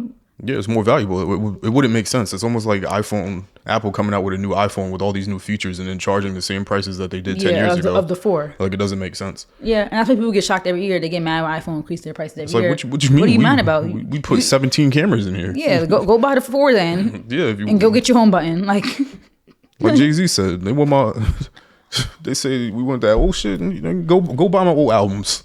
That's the funny thing, though. People get mad about prices like you're being forced to pay for it. Yeah, you're not. Just don't buy it. But and that's what a tweet I made. Like, it's not a necessity. Designer's not a necessity. Our bag is not a necessity. Go to Shein and get the dupe. Listen, everything is. We have to be honest with ourselves. There's nothing wrong, and honestly, it's probably higher quality than anything. There's nothing stopping you from going, and I hate to use Walmart as an example all the time, but there's nothing stopping you from going and buy the Walmart blank tee with the regular jeans. There's nothing stopping you from doing that. And people fits from Walmart be flyer, and some people's fits out of designer. Like, there's literally there's nothing telling you have to buy these things. Like, there's no necessity for a bag. Like, you don't have to actually walk around with a bag. Is it more convenient? Sure, I'm sure it is. I'm not a woman. I don't wear bags or anything like that. Not that men can't. Let's not do that. No, but I know what you mean, because we carry more stuff. As we have makeup. I don't need to carry anything. I just need my wallet and my keys personally, so I don't need a bag. But there's nothing stopping you from, go like, get the bag from Walmart. The Shein's going to come out with the dupe for this. Wait for it to come out. It's like a tweet I made about how, like, people are always outraged about designer brands in general. Like, they're made for them. The designer luxury brands were never made for us. They were not made for our class. They're not made for our tax bracket. I don't know why people are mad. They feel like they should be a part of everything, but don't work for it. Like, who are you to say that what any brand should be doing with their prices when, if it's not for your tax bracket, it's not for your tax bracket then. And like I said, I get some people's issue because, like, Telford should never introduced himself as that. He should have, maybe made it more clear. Maybe it was some oversight. But it wouldn't have been. Nobody would have cared then, because then. Here's the thing: if he would have had his prices be expensive, then we look at ourselves as being way less than. We want to fit in so bad we could justify a Dior price. Now I know we don't want to make the example. We would do fucking yoga and gymnastics, stretching, trying to justify the reason why something is more expensive. Like white-owned, yeah, that's white-owned. But if a black person did come out with something that was expensive, he would have got kicked off the face of the earth for having an expensive thing. Like, oh, he charging this for that. Mm-hmm. Who are you? You're not this. You're not that, right? So I do understand that probably was in his mind, and that's why he did the strategy he did. Yeah. Bottom line, he should be able to do whatever he wants to with his brand. If you can't afford it, then it's just not for you. Like, what's wrong with just buying more of the bags that are still cheap? Like, if you like the new one and you want it, just get your money up. Like, people are able to do whatever they want. Like, while I do understand people want to continue to support it, the reason why people really want to support it is just because it's socially acceptable anyway. It's not even that you're doing it out the kindness of your heart. You that you probably really don't like even the like bag. the bag. You probably don't even like it. You like the status that you feel like it comes with now because it's socially acceptable. Like, you feel cool. Like, when you go, you see other else, it's like, Telfies. He's like, people feel cool when they could do that with other people. And it's just like, because they can't do it with, other brands because they're more expensive. And the same thing with the Marc Jacobs tote bag. I can't possibly think that anybody that wears the Marc Jacobs tote bag that says the tote bag on it actually likes that design. I think people just like it because it's socially acceptable. And they see the TikTok with the dark filter and everybody showing their bag while they're making their smoothies. They just feel cool. Now because it's more expensive, now they can't relate to Telfar anymore, and now there's backlash over it. Now, and that's when you really see who got money, who don't. Like, people hate when they get exposed for the fact that they don't got money. That's the thing I think it is. Yeah, because if you had money, you wouldn't be complaining. Yeah, like, people are telling on themselves. You complain about a $567 bag. Like that's actually not like crazy to me. And I get it's not real leather, so it's like, but that one isn't the new one. yeah, it's not real leather. Jesus So Christ. that's why it's kind of. But at the same time, But yeah, it's not real leather bags cost over $1,000. Like my Louis bag was like 1,000 something. I think 1,200. it's the value you put on it. Like because I don't want to stay on this for like Yeah. ever, but like to get to the thing of comparisons to luxury designers, yeah, like first and foremost, the reason why those things are so expensive, they're profiting off of the hard work that the originators of the brand, the work that they put in. So like, And they're profiting off of relevancy. You stayed relevant for over 100 years. yeah, like Bottega or Louis or Celine or Chanel or any of these brands that you could think of, there's something very distinct about their designs in past years, and like You know when you see it. and the quality and the way they source their materials and the hand crafting, all that stuff does factor into it. But that's what made them popular in the first place. Like we were watching the history of Bottega and learning about the technique that they use. And I forget the name, unfortunately, but the technique that they use to weave the bags was something that was never seen before. And that is why it got popular. And then from that popularity, then they're able to, price their things at a certain point because it's something that other people aren't doing. Louis Vuitton leather is like mythical. Yeah. Like It's different. Like I will say, I'm not no luxury expert, and I'm not even a bag girl like that, a bag girl. But like, obviously, I have my own Louis bag, and I've been around people who have Louis bags. There is something with their leather that's just different. I would say The quality is just like really, really good, like really good. I don't know what it is that they do, but you could tell. Like you compare that to a cheaper bag or even other brands. It's like this bag is like I don't know what it is. this is gonna kill my vegan audience out there if y'all out there, but My mom's a vegan too. Be buying luxury bags. I'm like, I've had typically what a leather jacket typically is going to be made out of cow's leather, which you is have real leather jackets, right? I only wear real leather. Don't do that. Oh, I'm sorry. Jeez. Because I don't. That's why I'm saying. Yeah, only real My leather. bad. I forgot you. It's just the most durable thing. It doesn't make sense to buy plastic things that are going to disintegrate, whereas leather is made out of like skin. Like it's made out of And that faux leather gets so wrinkly. yeah. But I've had cow leather jackets, which is typically what you see people wear when you wear cow leather. But then I've had more expensive brands that use lambskin, which is completely different. Like It's have softer. the Rick Owens are made out of lamb, and the blistering technique that he used on the shoes, it's something that people just don't do. So it's like kind of like a weird thing. You have people that are into fashion, and then you have other people that are into it because they feel like it gives them a certain status. So they don't know why a brand is expensive. They don't know why They don't know why they like it. They don't know why Louis Vuitton became a name. They don't know why Chanel became a name. They don't know why Tiffany is a name. They don't know why any of these things exist. They don't know who founded it. They don't know when it was founded. Right? Like they see, oh, there's Louis Vuitton logo on a shirt. It's expensive. I like that. Let me go get that because it's price-based value. You value it because it's It expensive. says Louis Vuitton. But the reason why they're able to price it is because of all the work that they did in prior Yeah, years. and all the actual hardware, all the actual like hard sweat and tears, like blood, sweat, and tears that actually went into it. Like That's why you can't compare. And there's something with Louis Vuitton, I think they still do to this day, where they send the bag somewhere else and they like do it by hand. I forgot what it is. I don't know if it's the zippering. I forgot. I had to like go back and look. But I'm pretty sure the bags made it, like their bags are made in 2 different places. Mm-hmm. And they still do a lot of like, they don't use machines. Never. A lot of that stuff they never use. They never use machines. I think people think that even sneakers are made out of machines, but they're Yeah, not. no, they're they're actually not. pretty much All every hand sneaker is sewn. all hand sewn. Yeah. Even cheap stuff like Vans are hand sewn. Yeah. But Yeah, and people act like these brands are so new just because it's new to you because somebody said it in the song. Like nobody was checking for Bottega, and Bottega been out since the 60s. yeah, basically, long story short, I don't get it. you can't compare a brand that is price based value against a brand that's quality based value, because you can't compare an Off-White to a Louis Vuitton, because Louis Vuitton is made out, it's basically design and construction and engineering and sourcing materials from different places and technique. There's no technique in printing a logo on a Hanes t-shirt. No disrespect to people that do that, because obviously that's what this is. This is a Hanes hoodie that I put my logo on, and It's just cool because you want to pick your design. yeah, it's That's my design. simply I want just to that. wear it. Yeah. There's just simply that. But some people act like that's like art to them. But like, I can never take this to to Celine and be like, "This is the greatest hoodie that's ever existed." Like, And you can't- brought this up too. Like, brands only started doing that recently because it was just a money grab. They don't really care to do that. yeah, they don't. When They don't want to do that at all, probably. when you see their runway show, you will not see a logo. single graphic. You won't see a graphic. You won't Yeah. see a logo on a Comme des Garçons runway show. Mm-hmm. Louis Vuitton has only recently embraced that with bringing in Virgil and That's some what I of the say, other creators. Virgil. But if That's you look because at the more streetness that he wants to just add to the fashion world. But yeah, but if you look at these a lot of these places, there's no graphics. There's no like in their runway shows. At they just least. make that for a money grab because they know, no offense, but they know us niggas, I'm gonna say, are gonna buy it. They just do that so people could say that they have something. Like they honestly do it for the broke people, in my opinion. They do it for the people who could kind of, who could use those few paychecks to buy it just to say they got it. But they're not gonna buy the stuff that's thousands. They'll buy the $400 tee that says Gucci on it. You won't see a Gucci trench though, because that shit is $10,000. You won't see nothing that don't got a logo. Yeah, Like, basically. it's just crazy. Like, that's sad. If you gotta buy something and just to say that it's something, then it's, I don't know. What are you really in it for?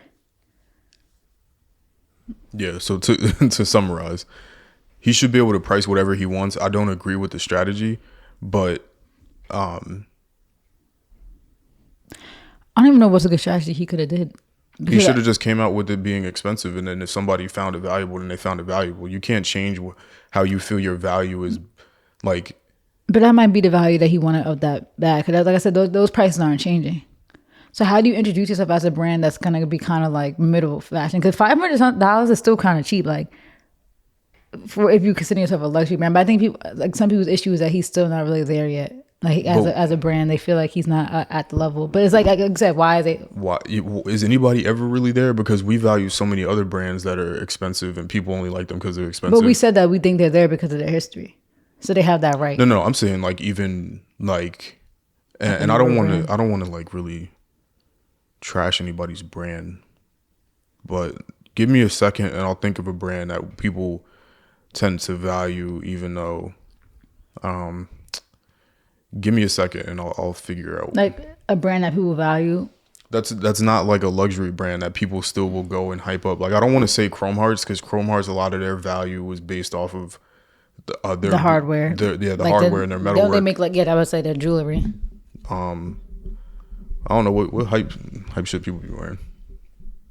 I mean, people are justifying the gallery department thing after it's been exposed. That even though it's not even exposed, people act like it's just something new, like the whole Levi thing. After it became more popularly known that they use Levi's, people still try to justify the fact that they spend like $1,000 on jeans, but Levi's with paint on them. Price with value. I mean, but I feel that's a good. I feel those are good examples. Like you said, a brand like gallery department, a brand like Off-White. As far as their graphics, people will still justify it. The only reason I didn't want to say Off-White is because Virgil built, things like Pyrex, and he was innovator. He created that whole thing. that's why with I wanted to use like a brand that came out of nowhere and gallery just, department. Even though gallery department been around, but just the hype of it. I wanted to give another example though. Like, what's another example? Like, because I don't see what people do, so like I don't really know. So a brand that people hype up that doesn't really deserve the hype, that people justify. Yeah, like let me see. I don't know what people wear. What's those jeans? Oh, like something like Palm Angels. Like, Yeah, or what's that other one that had the stone? What's it called? It was like stone something. It had like the thing on the sleeve. nah, Stone Island been out for decades. Yeah, though. yeah. Too, they've been up. But Palm Angels, and then what's the brand? Amiris, or is Amiris Mike Amiry's been around for a while. It just recently got popping. the pants? Yeah, I'll use Palm Angels because Palm Angels hasn't been around forever. Palm Angels came out of nowhere, took the industry by storm. Everybody wanted Palm Angels sandals and slides. They still do. Or V-Lone. Oh yeah, V-Lone. V-Lone, come on. V-Lone thugs. I was gonna say Anti-Social Club, but the Anti-Social Social Club never been expensive though. Right, like, V-Lone though is a good example. Oh man. The V-Lone, what do they call them? V-Lone thugs. V-Lone It's thugs. always the little fat like Spanish kids that wear them. Nerds, the nerd looking ones. We're not weight shaming or nerd shaming. Or race shaming. Well, Spanish is not a race, but yeah. Is it not? Spanish is not a race. Mm-mm. Latin is? Latin is not a race. Latin is a Ethnicity? ethnicity and like a regional thing, because Latin America means if you're Latin, you come from Latin America. Just If you're Hispanic, you come from a Spanish speaking country. gotcha. Yeah, so people who are Hispanic is because they speak Spanish and they come from a Spanish. Well, they might not speak it, but they come from a Hispanic speaking country. Because not every Latin, not every Latin country is Hispanic. Because Haiti is in Latin America, but they don't speak Spanish. I just gotta inform people, because people be like, "Oh, my race is Mexican." Girl, that is a nationality. Mexico is a country. It's nationality. Ethnically, you could be Mexican too. You could ethnically be the country that you come from. I didn't know I was gonna get into No, that. I'm just saying you could ethnically be a country that you come from. What point was I trying to make with the V-Long But thing? you were saying it's a brand that people justify the price of because it's hype. Yeah. So you were using that as an example of why like people like of Of why, a brand that came out of nowhere that people justify the price for and nobody yeah, in cares. comparison to Telfar. Yeah. Like nobody cares. And it's true, because I mean, but V-Long is like, I'm about to say, because that's not even a race thing, because V-Long was by a black man, Barbie, right? Yeah, I'm not talking about race. I'm just talking about in general as a brand. Like I'm trying to take race out of it because it's like, Yeah, we're talking strictly brand. But that's really what I think the madness about. It's just like you said, people can't really afford it, so now they're kind of mad because they felt Telfar was like the brand for the cheap girls. it was a way to be cool. It was like the same reason why Vans got really popular, because somebody wore Vans, made it cool, and then it was affordable, so everybody was okay with wearing Vans. And I know that there's a whole culture of people that were skateboarders, that been wearing, or people that necessarily like, not that they couldn't afford it, but maybe they couldn't afford it. But there's a whole group of people that wore Vans in high school, maybe because they liked them or just that was in their price range. Obviously, those people existed before, but the super boom in popularity, it was because in like 2017. It was because it was okay and it was acceptable. And didn't Kanye wear them? And I'm sure. I'm more than positive they wore them at some point. No, around that time, that's why they blew up. Because that's the same thing with the I always forget the name of those shoes that Kanye wore, like the Adidas shoes that everybody started wearing, the Boosts, Ultra Boost. Mm-hmm. Same thing with that. Kanye just has that influence. He wears something and the price goes up, like those boots that he's wearing. So yeah, I don't know. I don't know what you think. I don't know what a better approach would have been then, to let people clearly know what his brand was about. Like, yeah, there's gonna be affordable bags, but he should have just done it off the rip. Yeah, you should have just dropped both bags at the same time. Because there's no way you didn't know that there was gonna be outrage. What this almost feels like to me is like when a rapper hits a lick on a single, and then now they have to come up with a whole project because they just hit a lick on a random SoundCloud song that got popping. Now they got to backtrack and make a whole album. They got signed to a label. All that happened in 1 week, and now you're trying to backfill and produce a product that people are looking for just because you hit a lick. Like Spot 'em Got 'em had that song that took off out of nowhere. Ain't nobody heard of no Spot 'em Got 'em before that. Or Young M.A. like she hit a lick, and then you have to try to follow that up. And I feel like that's kind of like what this was. Like he hit a lick, he was it like, went crazy. Something. What's next? So he had a design, but he didn't really have the full brand scope and everything outlined properly. So he had one design. He probably didn't have a plan at all. Yeah, so it just. Well, I don't want to say that, but it got popular, or it wasn't a fully devised plan. He definitely had a plan, but like not. What's next? I just realized the camera is mad crooked. Oh, you could turn this though. You can edit it. But sorry, I have ADD. But yeah, so he just didn't have a plan. So that's just one of those things. And the thing is too, he, like I said, people like Beyonce, like mad celebrities were supporting it too. So like he was getting like, and I wouldn't even want to say that's free promo, because we don't know what's going on behind the scenes, right? Like he could have been working with Beyonce's like publicist and PR. And that could have been a whole thing that they did, like she could have genuinely been supporting, but sometimes these celebrities don't just do that. They want to get it. They gonna get a bag too, But that Beyonce like cosign was huge for him, so it was almost like you kind of have to like now take advantage of that hype and charge a little bit more money. Like I don't think that's wrong with that. People are always so quick to like tear that down, but those be the same people that are doing freaking bank scams and forex, like to try to make money. You trying to do whatever you can for a bag too, but let a brand that actually earned that right to charge more charges worth almost, and now you mad. But people are saying like, this is somebody's tweet. And they're like, Telfar is a brand, and this is what brands do. People who hate capitalism, they start ranting. It's driven by capital, and you should not think that anything driven by capital can really be for the people. When did Telfar ever say his bag was for the people? Did he ever say that? I don't know. I don't want to say that she's wrong, but I don't think he ever like distinctly said that my bags are for the people. I'm gonna charge him cheap. Like, go to Shein. Shein's for the people. Then they charge like $5 for jeans. Support them. You know.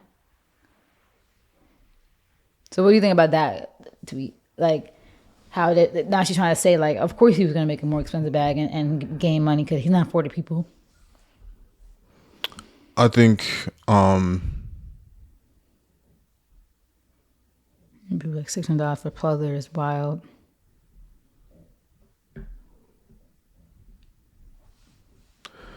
I don't know. For the people, I don't know. I think that the outrage is self-projection of no, I really don't like using that. Okay, stop. Not about because like the but having not being able to afford what you no, want. let me just speak and say what I was gonna say. It's just self-projection of like the reason why there's the outrage is just simply like we already said for the past 40 minutes that we probably talked about this is It was like 2:30. that which is too long, but it's people want to feel cool. This was their way of feeling cool, and now they feel like they're getting kicked out the party, so people are just hurt about it. So that's it. I've never heard him say anything was for the people. Maybe the price point made it seem like it was for the people, and if that's your justification for feeling that way, I'm not gonna say you're wrong, but you know it's what it is. Like, And the you can thing is, still if buy you the still, same yeah, bags. that's saying if you still got the bag, you still a part of gang. And then you're still supporting the brand. It might not be the one that's trendy, but that's the thing. People want to keep up with trends. Everybody wants this one now, so they could feel cool. And the other one's gonna sit in your closet and collect dust and all flimsy and fumbled up in the corner. And then they're gonna feel bad when all the people that can afford it buy it, and then they feel, you know, that they're less than because they don't have the bag that the latest influencer is wearing. And that's what people's whole, like I said, going back to that insecurity thing. That's what people's whole life is based on, how they're gonna keep up, and how they're gonna feel like they're on their level. When you're not, you never will be unless you actually work for it. But yeah, I know a lot of people's gripe with it though is because it's not real leather. I think that's why people are actually really mad. Some people. But I don't know. I guess some of it did make a point though. Even though, like I said, I don't agree with comparing it to Prada, but how Prada will, charge that much for nylon. So it is what it is. At the end of the day, buy what you could afford. That's it. Like you can't get mad about what someone else thinks that they deserve. So, and the price went up. Like it did. You could still buy the bags that the OGs for the same price. You're not changing that. But let him make his money. Like how we always want to say we supporting each other, but no how. If you mad that he's getting his money's worth. Beyonce had the bag. Like let's really think that through. Beyonce is Beyonce. Like, she co-signed it. That's a huge co-sign. Like, let him make his money. His brand, the price went up. When you have somebody who's major co-sign you, the price goes up. Oh, I got that itch in my throat. What else we got? Oh my God. But yeah. I think this is the last topic. Let me get this itch out my throat.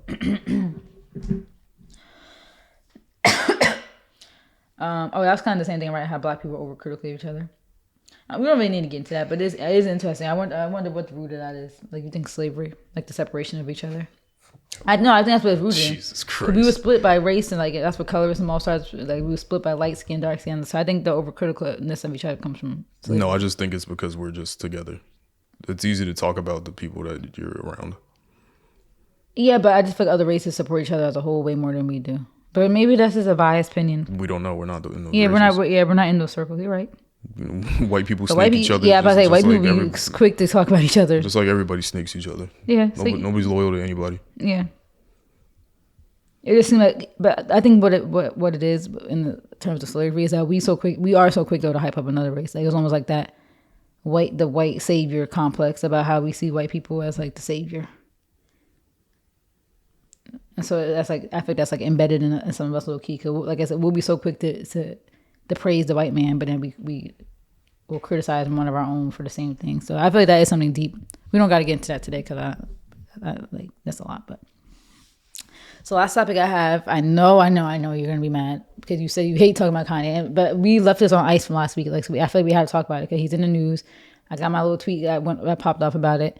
So I just feel like we kind of have to talk about it. And like, it's just unfortunate. Like Kanye's in the news a lot, so it seems like we are a Kanye obsessed podcast, but really not. Like if this was a year ago when he was in hiding, we would not be talking about it. It's just so happened to be that we started our podcast when he's in the news heavy. Like he's really in the news a lot, and his documentary just came out, episode 1.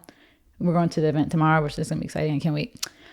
So we can talk about the positive things before we get into like the negative stuff. But like the documentary was really good. Like I really wish people would watch all 3 parts. Like we didn't see the part 2 and 3 yet, but I wish and hope that people watch it because it does give you more perspective and give him his flowers. Like he's really a good example of going for what you want and not caring what people say. Like the documentary made me sad a little bit. Like I don't know, I've seen people like kind of get shot down in real time. But like the outcome, so I was like, all right, let me stop being dramatic. But like seeing people get shot down in real time for what they want is like sad. Like he looked sad when he was trying to like play his songs. But yeah, I just think it's a good documentary to show like when you really go for your stuff, like you manifest and like actually work for what you want. So some positive news on him. Documentary was good. Don the 2's coming out Tuesday, so we'll see if it actually comes out.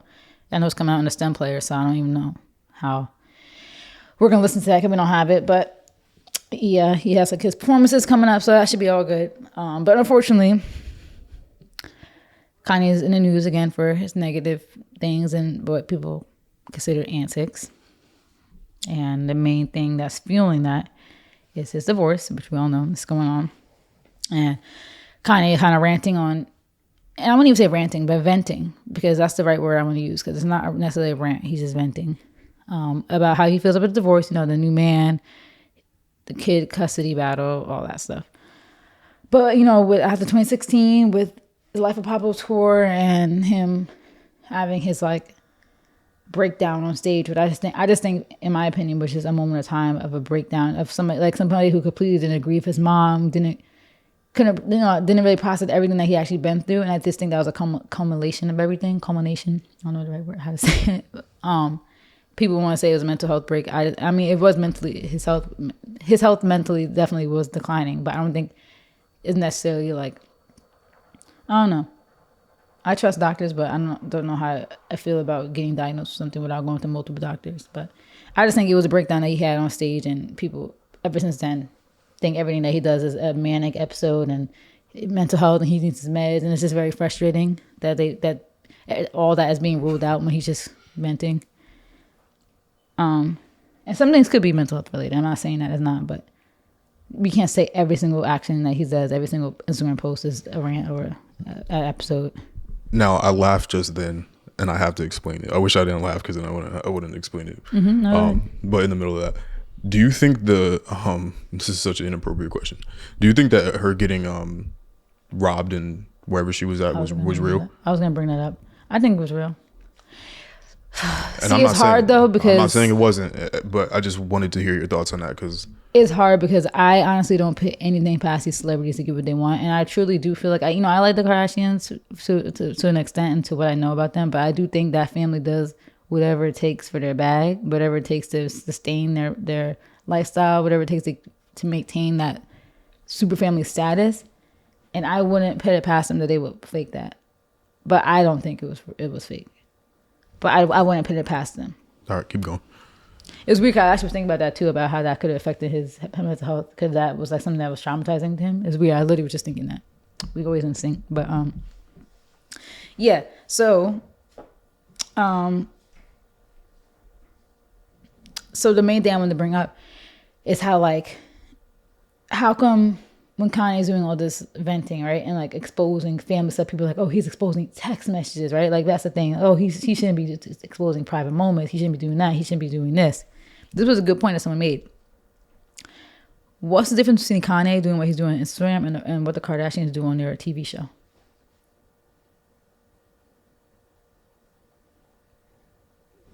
Kanye's black. Exactly. And somebody's defense was like, well, for the TV show, you had to get sign off for certain stuff. So people were like, but I thought the whole world was hating on the Kardashians for that Jordan Woods situation. Remember that? You think Jordan Woods signed off on them publicly bashing her on their TV show? You guys think that? You think Jordan Woods was like, yep, sign off. Yep, you guys could say that. Yep, good, yep. You think Jordan Woods was in that room signing off on all that stuff? Because Jordan Woods potentially could have sued, right? the defamation or just bringing or not having permission for her thing to be used. But she probably, you know, had a relationship with that family. It was like, whatever. You think Jordan Woods was in that room signing off on all the clips of her? You think Kanye was in the room signing off on a show he didn't want to be a part of? Like, you remember, he didn't want to be on a reality TV show. You think he signed off on their marital problems actually being exploited on that show? Like, I didn't even watch the full last season, but I've seen clips and they talked about like the relationship. You think Tristan Thompson signed off on that? Everybody hated the Kardashians for that Jordan Woods stuff, but now they're trying to use that as like a thing, like, oh, well, they signed off on TV shows, so you can't make that comparison. No, you can, because that family exploits all the dramas they're in, and their whole show is only relevant because of the dramas that they're in. And they exploit other people's drama. They exploit their marriage issues. They exploit Scott's issue. They exploit Lamar Odom's drug issue. But Kanye is the bad guy for what he's doing on Instagram when it's the same exact thing. Okay, he posted a screenshot of a message that wasn't anything that crazy. But you on TV having a whole hour episode about somebody, you know? It's like you said, it's because he's black. It's because he's a man. It's because he's black and because he's a man. And it's because it's cool to hate on him. Because what's the difference? No, what's the freaking difference? This is specifically why you wanted to give credit to them for their marketing ability. And while I don't disagree with your reason for that, I'm not giving anybody credit for. Right, like that's almost like the same way people give Hitler credit for his ability to be a great public speaker. While that's not, that's. No, I know what you mean. Like how people were like they'll give him his credit for being able to even garner a crowd. And, right. Yeah. I'm not the type of person that gives people credit for doing bullshit, even if they did bullshit well. So the reason why I got mad in that podcast is because you got mad. That's why I didn't talk for the rest of the podcast. I was watching that clip, I was like, you was mad. Because this is specifically why, and when they do some bullshit, and then when they're able to profit off some bullshit, then everybody else gets mad. They don't have an audience if we don't give them an audience, and it's not the white people that are sitting there consuming the Kardashians the way that we think they do. It's the black people that's giving them the black people, all the credence. And that's why that used to be my thing. Like I was never a good Kardashian fan. I always kind of liked them for like I said, to a certain extent. And I think a lot of my liking of them was because of Kanye. Like that's probably what it was. Like I think it was because I'm a Kanye fan, and I was like, okay, you know, cute family, cute kids, whatever. Like profit off of their name, whatever. But now I'm really seeing them for what they are, and that was like, you know, that was like my thing. Like I was like now I'm seeing that they really just be exploiting people, and then they like to switch narratives. They like to play the victim. Cause now Kim's coming up with like this, you know, it's like the PR stuff is so obvious. Like there was like a from Vogue interview that she did, and now, you know, it's like, oh, she's a cute single mom. Like she's like, you know, now she's rebranding as the single mom. Like I'm dating, I'm finding myself again. It's just like, dang, like you really kind of like, I wouldn't even say use Kanye. I'm not gonna say they weren't in love, but it's like you kind of like profited off of that era. Like this man made you a fashion. She could love him, but love him for. Sorry to cut you off. No, just finish your thought. No, I was saying like this man made you literally acceptable in the fashion community. Like you have all these opportunities because of him. And yeah, like, you know, that doesn't mean still like you got to tolerate him kind of going crazy on you online. Like, but come on, like, don't try to like switch up narratives. And now, you know, he can't come to the kid's birthday party and stuff. Like, don't do that. I saw somebody say that they replied back to them because they were like, oh my God, look at Kimberly. She's getting all these Balenciaga ads and all this other stuff. And then somebody tried to be like, well, the only reason she got those is because of Kanye. And then their response it went crazy. Hella likes. They were like, in 2022, we're not taking away credit for women accomplishing things and giving it to men. God. So some freaking dramatic feminist. I should have replied back to make them feel racist and be like, my God. we're also not taking away credit from the success, black man's success. And the thing is, Kim literally said herself, she gives Kanye 100% credit. Like she even said it out of her own mouth. So how are you gonna try to say that when Kim herself, the actual person you're talking about, literally said, I would not even be in the fashion world if it wasn't for Kanye. I would not be accepted in the fashion world if it wasn't for Kanye. She gave him the credit. They took a Skechers ad of her. Do you remember what Skechers shoes those were that they were trying to hype up? They were like these like foam Skechers shoes that like supposedly make your, I don't know if they make you taller. Nah, they like you're supposed to like sculpt your butt or something, or just like make your legs look nicer. I remember those. And she did an ad for it, and then they put that next to the Balenciaga ad that she most recently had. Yeah, she was doing ads for Skechers. She wasn't doing no fashion houses. She wasn't on no Balenciaga. She wasn't on cover of Vogue before Kanye, and she said that. So why people mad? Like she said it. Like the Balenciaga thing is that's actually the most obviously Kanye connection because Kanye's relationship with Denma, like that's literally like an obvious connection, right? Like, are gonna act stupid here? No, we're taking no accomplishments from Kim, but Kim said herself that the fashion accomplishments were in part to Kanye. Kanye put her on. Kanye got her that acceptance. Yeah, she still worked for it, and yeah, she's good at modeling and all that stuff, and like she puts up the like she looks good wearing the clothes. And we're not taking it away from the fact that she still built herself up as a person and as a celebrity status to even get to, even be dating people like Kanye and marrying them. But let's not act like that fashion stuff was all her. When she said so out of her own mouth that it wasn't, Like, I don't like that. And then people try to use the whole woman. Let's not take away woman's accomplishments. Like, it's like, ew. Not everything's about us being a woman. It's not like, if Kim had a girlfriend who put her on, it would still be the same response. Like, Kim wouldn't be doing this about her friend. Like, still be the same response. So yeah, like now, like I'm kind of like now seeing, why you're upset about that, because it's like I said, I did like the Kardashians for like to an extent because I was like, Why? Like I said, to a certain extent because I like the fact, I'm saying that I liked it with the ED because I'm saying that like, it was always cool to me that it's like they did like I said, I still do think it's a talent to build a brand and make yourself like when I'm seeing their Hulu ad, I'm like, these people really have like this long lasting relevancy. Like that, you got to give, like you said, you did the Hitler comparison. So I do agree with that. But for me, that's what it was before, prior to recently. Like, wow, yeah, these people are really still relevant as a family. Like, imagine seeing your last name on TV. Like, wow, like I really made my family name, my household name. Like, oh my God, that dog. Like, so that's just a crazy thing to me. So I always kind of was like, oh, that's cool. Like, they're a family. At least they got each other, and like I always liked Kim and Kanye. I thought they looked good together. Like, I was like, the kids are cute, blah blah blah. But now I'm like, wow, these people really though will spit out what the people that they need once they kind of got what they needed from them. Like, and like I know it's not fair to stay into it. It's not fair for me to be like, oh, Kim got to stay in that marriage because she owed that to Kanye. Like, I'm not saying that, but it's just like. They are very calculative about how their brand looks. Like that's what Kanye was trying to say. Like that Tracy Romulus, whoever her PR is, like people give Chris all the credit, saying how Chris is like the master. How she's like they always like, oh, Chris is at it again. It's not really Chris. It's their PR people. Like Chris is PR herself and is their manager, the momager or whatever. But a lot of times you got to give that credit to the PR because the PR team is the one that be moving these narratives. I don't even know how much I give credit to them. Even I feel like they almost hit like a Who, the PR? Yeah, I almost feel like they became whatever means of how they became the way they did. It's almost like the equivalent of like Apple. Like I compare them to sound like a Kanye thing. Walt Disney, Nike, Google.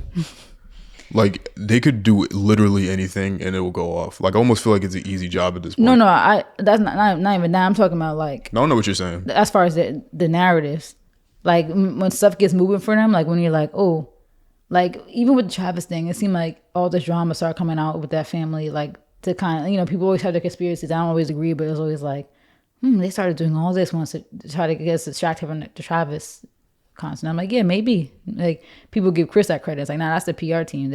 They made sure they pushed what they needed to push to make them look good or make someone else look bad, So with the Kanye stuff, like it seems like the PR team is trying to still keep that Kardashian, like we're a cute family. Look, we take the kids out. Like Kim was like, look at my kids' scrapbooks, like on the Vogue interview. Like, look, I got scrapbooks from all of my kids. Like, trying to make her look like this loving, caring mom. Like they're trying to paint that image of her.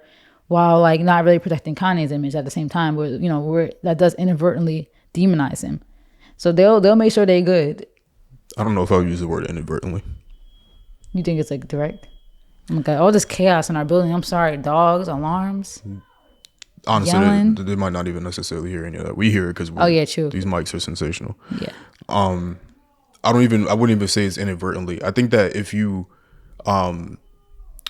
purposefully demonize somebody else, it hypes up the other person even more. Like it would be in your best interest to demonize the other person to make it enhances your marketability for the other person. Yeah. So demonizing person B makes person A look better as opposed to person B just being neutral and trying to hype up person A. Yeah. Okay. If that makes sense. Yeah. So you don't think it's inadvertently? No, I don't think it would be, and that's not even on like some conspiracy BS. That's just Like you think it's specific? Like everything is planned? that's just business. It's the equivalent of when like it's one thing to say McDonald's fries are no, let's say Wendy's because Wendy's does this ad. It's one thing to say Wendy's fries are better, or Wendy's fries are good. Yeah.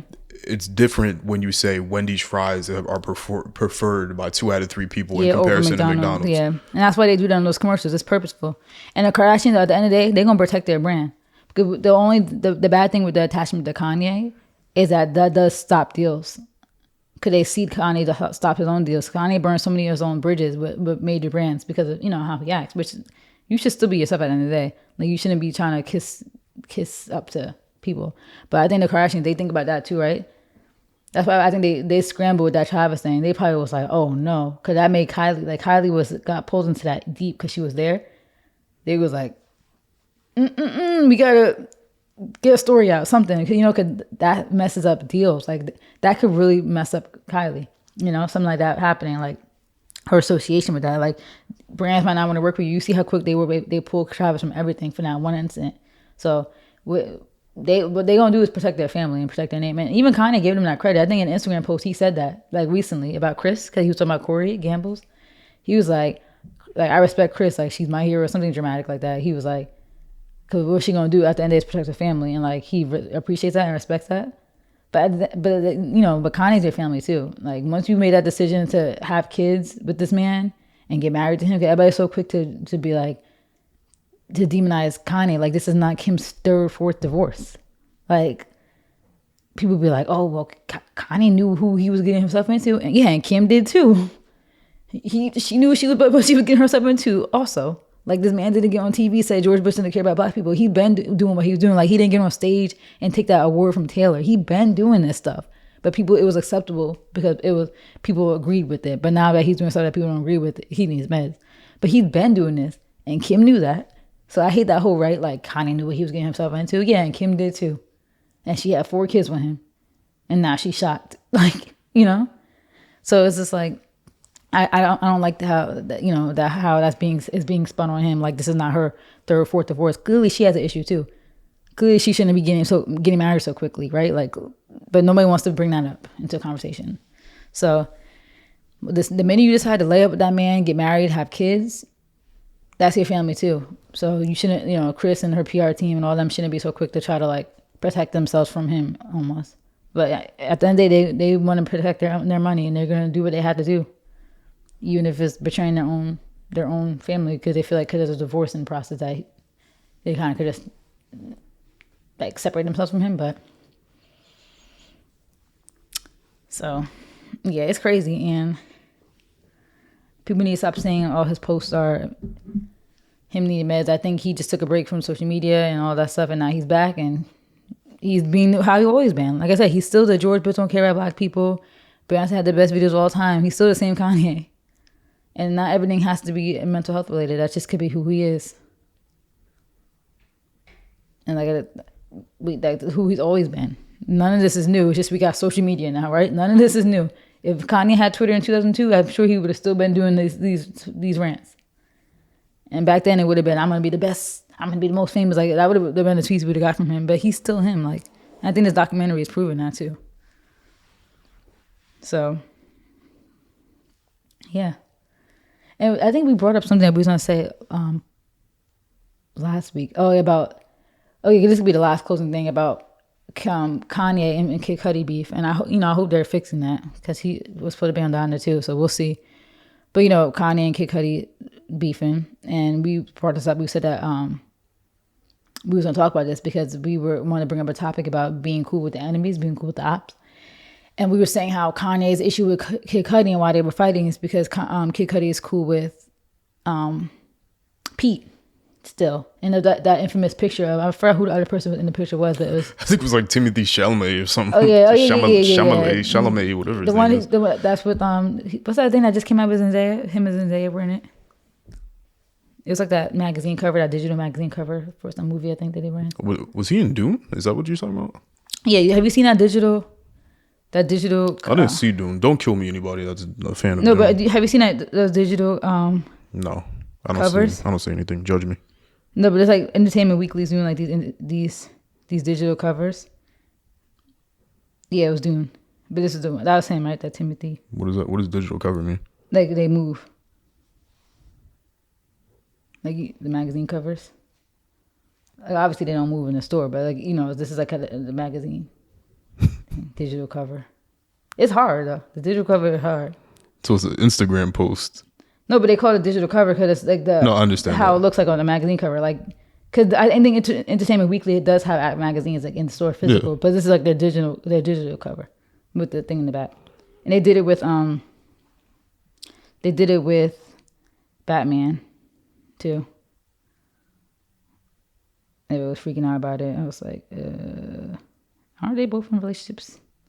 But yeah, this one is like they just do like these digital covers. I mean, I think they're kind of fire.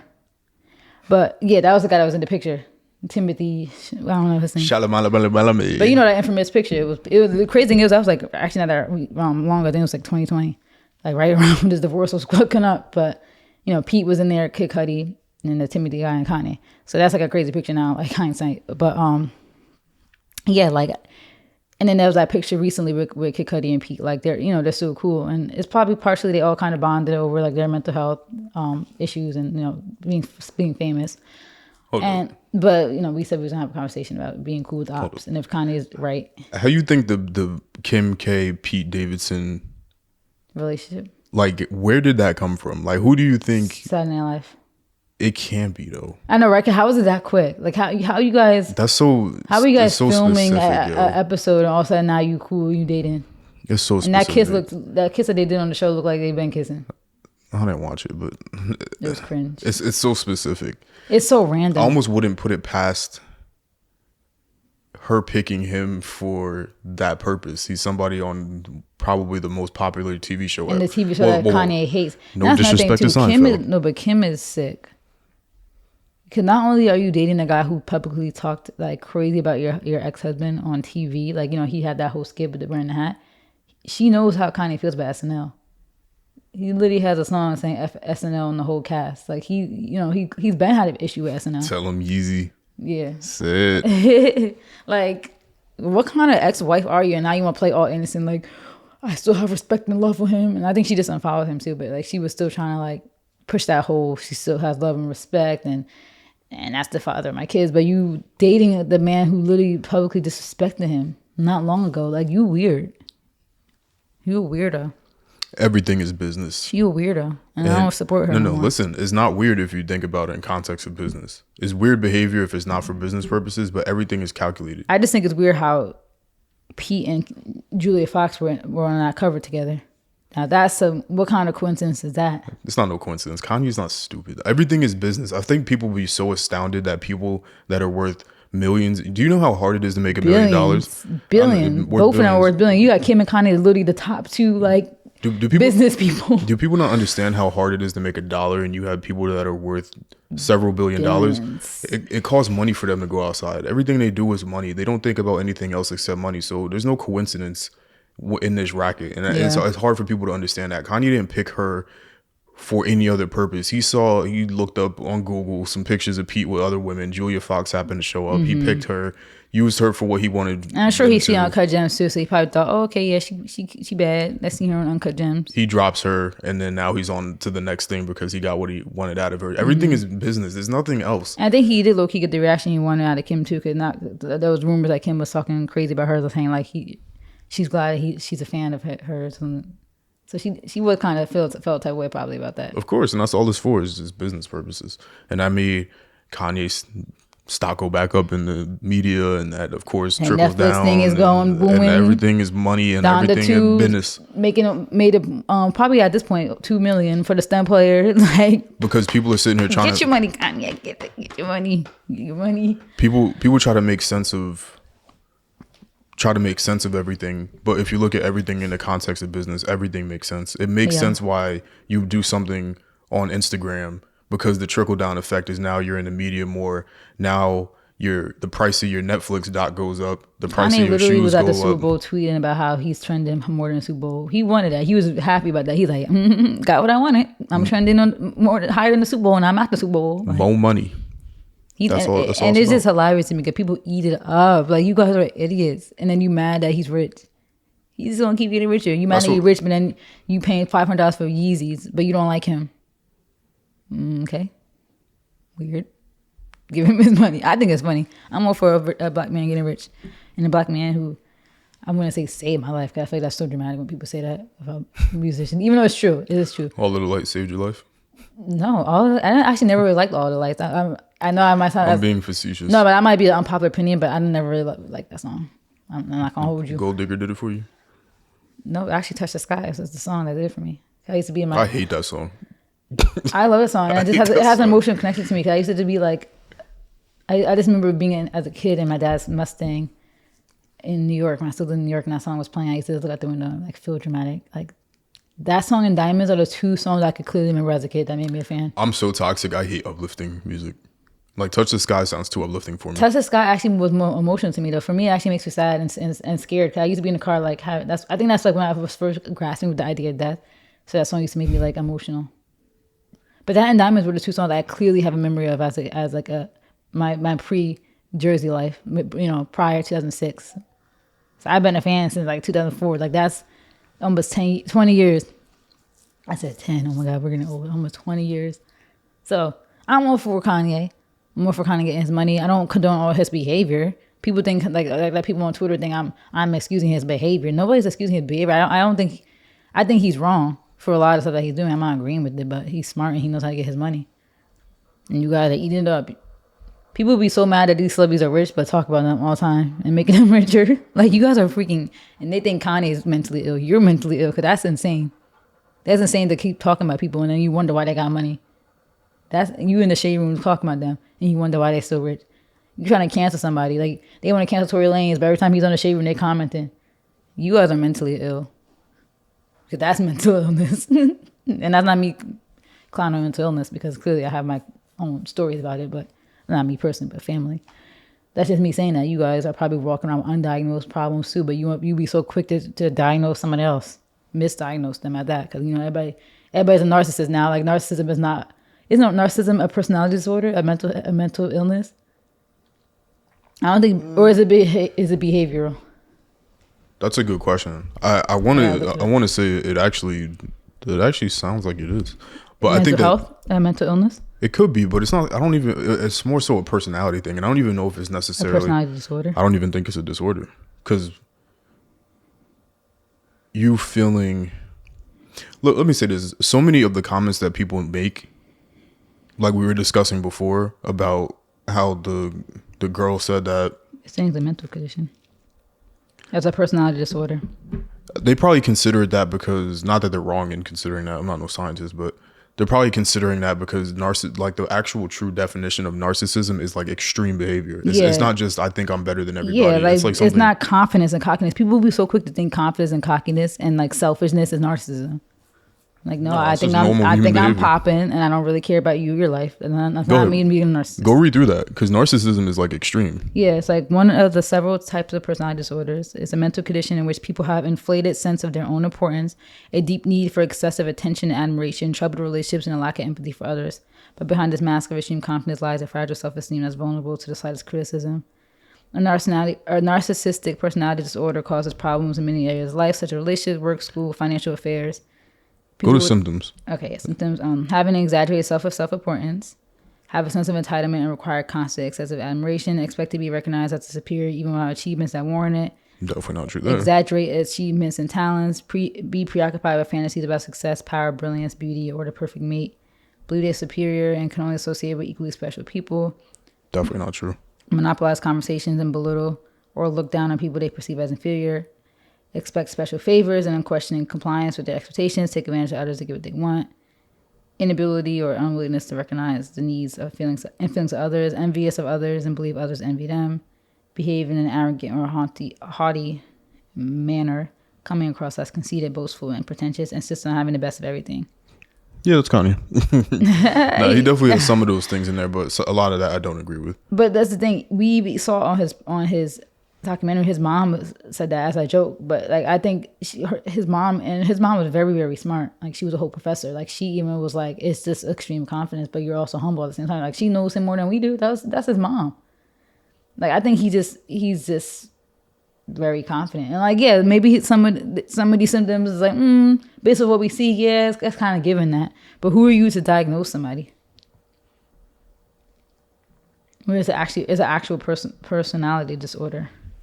What I was going to say before, I didn't finish my thought, but a lot of the comments that you were receiving were narcissistic. Even people calling other people narcissistic that I've seen is another form of narcissism. Yeah, because who are you?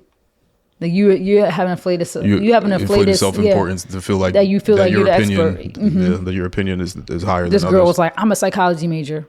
Okay. Did you graduate? Do you have the degree? Are you certified in anything? Are you a doctor? Did you pass any professional examinations? Did you examine him as a patient? Do you have clients?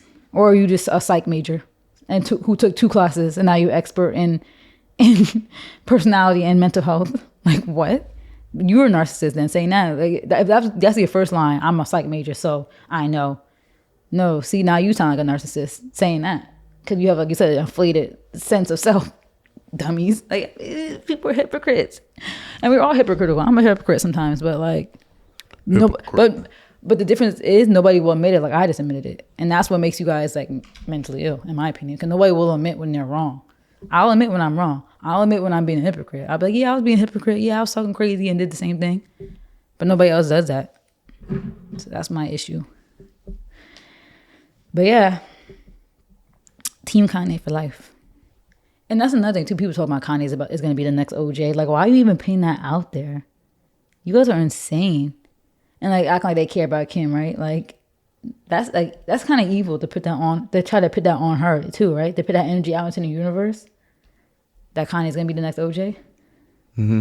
Like, how evil are you and sick of a person are you to try to put that out there? They're like, he's displaying behaviors of this, and he's gonna be like nobody thought. What's that guy who killed people? Who ever thought was cute? Who they made like 20 million movies on?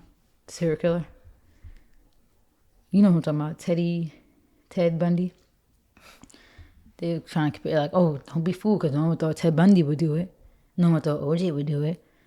I'm like, you guys are really comparing OJ, who's had a history of beating Nicole when they were married, to Kanye. And we don't know what happened behind the scenes, but I'm sure there would have been some stuff come out about Kim being physically assaulted or abused by Kanye, possibly, right? Oh no, if he did that, she would have definitely put it out there for more money. Put it out there and to keep her kids. Nicole had police reports. She had black eyes. She had like marks on her neck. And you guys got the audacity to try to compare Kanye to that. Like, Kanye is not gonna do that. He's not gonna kill that girl. He's not gonna do, like, please stop putting that energy out there. You guys are freaking weird. And like, it's evil to even try to put that energy out into the world and to put that on Kanye. Like, it's all these, and a lot of white women who I don't even think that should even have a say. Like, they so quick to try to demonize Kanye, don't even know his contributions to anything. Like, all of a sudden everybody got a say in him. All these people who are not even black, right? They got a say in him. But those same people weren't saying nothing when he was doing well. It's just so crazy to see how people are so quick to try to drag somebody down, right? Like, all these people got opinions on him now. Haven't listened to a single song, but they are experts in human behavior and say that he's gonna kill Kim. Like, you guys are evil, real evil and sick to even put that out there. Listen, you know what? It almost feels like low key. It's almost like the same way I feel about veganism. Like, I'd be sick with my comparison. No, like, but they be making sense. I'm like 2 seconds from. It's almost like, also in addition, is the same thing about every vote counts. If you feel like you vote and your vote goes somewhere else and they just have predetermined winners, I'm not talking to you conspiracy people, even though you may be right, assuming that is the truth. When you vote, that it actually counts towards an election. It's the same way I feel certain about states and districts. The way I feel about it is like, I'm like 2 seconds from deleting Twitter, because I don't. It's just the same way as being vegan. Like, I don't think that there's any vegan that thinks that them not eating animal byproducts is going to stop everyone else from doing it. But if you do it, then at least that's a one less person that's out Contributing, there yeah. contributing. So I feel like my presence on social media, a lot of times I feel like I'm contributing to an issue by being off of it. By being on being it. a part of Yeah. it. So like I don't That's want true, 'cause I don't you- want these conversations to be had. Like it doesn't even matter. Like why does it matter? Like it really doesn't. Like look what we're doing. It's the same thing as the people in the Yahoo comments. Like if you ever want to Yeah. go to Oh a my toxic God. comment The section, Yahoo comments, because like that's the thing. When we was at school and we had that computer lab job. Like, when I was bored, I used to literally just scroll through Yahoo News. Those comments are insane. sick, especially when it comes to like racism stuff. Oh my God, they be letting it go off with racist. Yeah, those comments are miserable. the racist chopper would be going And crazy. it's just funny to see that miserableness is off along every age group. The old people be on there in the Yahoo, they be on Facebook. The young people be on Twitter and TikTok. It's just every generation has these miserable weirdos. And I don't want to consume it anymore. And that's why, like, not even draining. to talk about our relationship personally on the podcast, but that's why if you ever wonder why I'm so like, why I might get frustrated when you participate in certain conversations or like certain things on social media, or like why I'm so against it, or I sound so judgmental about like your use of it or the same things you say or anything like that. That's really the reason why, is because I feel like,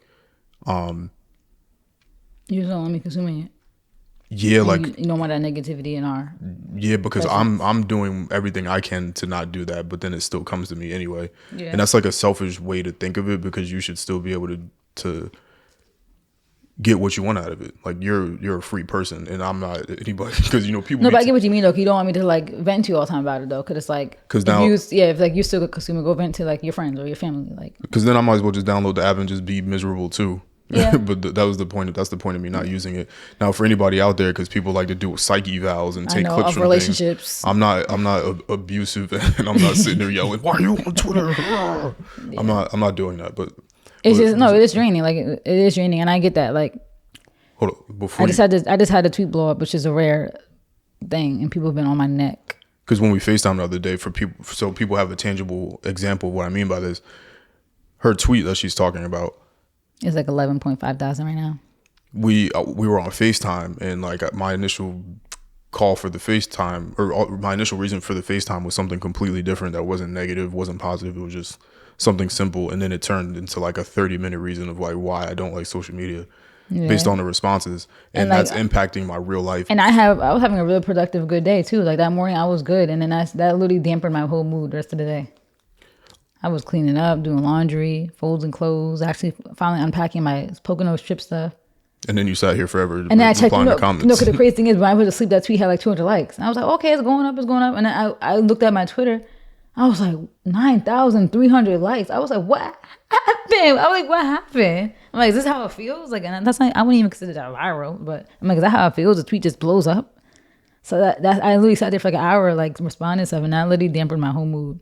So I get it, and I messed up yours, kind of. Like I didn't really mess up yours, but kind of like, dang, like this. I just want to talk to you about like my seeing my parents and like talk about the snow squall. You know, we just wanted to just coming back to me and see what we was gonna do for the Saturday.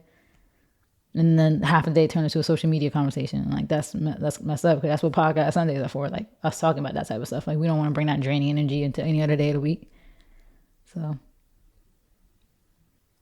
I'm about to leave social media too. No, I'm just kidding. I will probably never leave. That's why I don't even like the podcast. It's cool to talk, but like a lot of this stuff, obviously, you have to talk about what people, because there's a lot of positive conversations. I don't think that there's anything wrong with our podcast, because it's not so much that we're gossiping. Like, no, I'm not gonna throw anybody's channels out there, but we're not gossip channels. So like when we talk about pop culture topics, it's in a more in-depth conversation versus, oh my God, did you see what so-and-so said? And this surface level, like we actually try to get into like the issues of it. And it's not like we've talked about this before. It's not like we're always mad and negative, but it's like that's what these topics are. And unfortunately, if me and you sat up here and had positive, uplifting conversations, it would not get no clicks. Yeah. But that's not how we are. Like we obviously have a lot of positive, good, funny times, like off camera. Like we really just be chilling. Like I'm the crazy one sometimes. Yeah, I'll admit, I'll be bringing up stuff and ranting to you here and there. Like, but for most time, we just be having a good time, laughing about stuff. Because it'd be so beautiful. Like, I think that not knowing things became cool, which is horrible. Like, it became cool to be like, I don't know, like to not be knowledgeable, not be educated. This is the one thing where I'll agree. It's good to not be educated in it, because you're sitting there talking about like the Cardi B thing earlier with the roses and the pool and everything like that. You know how beautiful it is to sit here, and that wasn't even like a thought. Like I didn't even know that this was a thing that existed. And that's sad because like my everyday thoughts are now flooded with all the stuff that's going on around that I'm seeing, and you don't even think about that. You just think about the Greedy Boots and Yeah, I'm thinking about the Kanye album and Gunna music. Like yeah, just literally just music, school, and how we're gonna get a crib, how we're gonna get a. But now in my head, it's TikTok sounds, and one part of my brain is like, come and go with that song. But you know I say, and then another part of my brain is Key Loves me, and then another part of my brain is accounting, go study, and another part of my brain is you got to go grocery shopping. It's That's like, why I just be chilling. My brain just has so much thoughts, and then I go on my Twitter and it's 400 people talking about how I'm dumb in my quote feed. So it's like so much going on, and that's why I'm like an anxious person and crazy. And then you just be like, I didn't think I was ever gonna do it, but once I get my doctorate, I'm definitely pulling out the I got 3 degrees card. I be saying that every day to this day. I'm like, I got my master's when I was 22. No, I'm pulling that out for sure. Like I'm pulling out the degrees. I might keep them on me at all times. Nah, you gotta flex it. That's why something that become too boastful with it though. Somebody on Twitter was like, and no, because someone on Twitter was trying to say that the Twitter. I don't know if you see my tweet. He tried to act like he wasn't talking to me too. I didn't respond. I'm like, who were you talking to then? His quote was like how on my tweet about how like Twitter needs to have a requirement for like dumbness. I'm like, he tried to act like he wasn't talking about me. But I'm like, who was he talking to then? Wasn't that at me? So I posted my degree. I'm like, I'm so dumb. Educate me, please. I obviously blocked out my name, but I was like, please educate me. I'm so dumb. With my master's, I'm so dumb.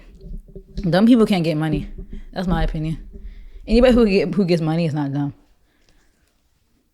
Is that Wait, what'd you say? Is that what's that word when something's like when you say a saying that might be exaggerated? It's like a term where you say is that like a crazy thing to say? I don't know the term. But like I said, like I don't think anybody who gives money is dumb.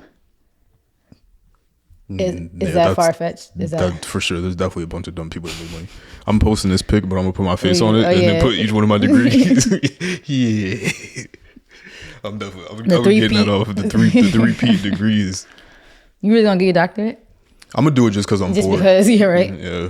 The only thing is, do you think companies pay for doctorates? I don't care. Our companies pay for masters, which is so annoying that my company pays for it, and I had my master's before I started there. I'm like, can you reimburse? I don't care if they pay for it or not, but would they? Probably not, because there's no doctorate that's needed to do a job. To get in and be like, what you need this for? Like med schools, they probably reimburse. Well, not med schools, but like medical, like doctors. Like if you get a job in a doctor's office, but usually you don't get the job before you don't have your doctorate yet. Yeah, they're like, why are we gonna pay you to learn how to be a doctor? It's like, no, you got to know that before we hire you. Yeah. The only place I've ever seen, or the only jobs I've ever seen that require doctorate degrees, or it's at least in the job description, preferred, is very like in-depth quantitative analysis, statistics, or like economic data that's like you have to have taken some like crazy level. Don't professors usually require that too? Like, you to be, like most professors that had our PhDs. To be a full-time. Yeah. You could be adjunct. Like yeah. we could be professors right now if we wanted to, but. The adjunct professors used to come in for the exams. I used to be like, you gonna snitch if I cheat? What's in it for you? I used to have full-time. I used to have. Full-time. Not full-time, because obviously that means that they have a doctorate, but like a lot of my professors were adjunct. Really? Adjunct means that they're just not full-time professors. Like they have other jobs. That's probably the only class that they do, the one they're using. It just means that they're like, usually the professors that have a job too, those are adjuncts.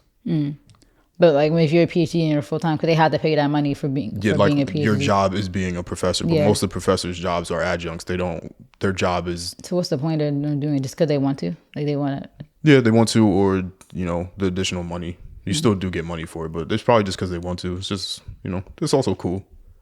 I'm a professor, but I'm also, I had one professor that was on the team. I feel like I've said this story so many times. He was on the team that created radios in cars for the first time. Like the first time a radio was ever put in a car and you could listen to music in the car, he was on the team that created it. But that was the cool thing about school. Like you did meet some professors. Like if people really like kind of went through college, kind of like, oh, let's just get this degree, which that was me too. But looking back, like I've had a lot of professors that had like really good stories. I remember like my one tax professor got like mad emotional on 9/11, like, cause, you know, he was there and like he lost friends. I'm like, wow, like you really have professors who were linked to that stuff. Like, you know, we're in a business school. Most of these professors might have known people who died or were there that day.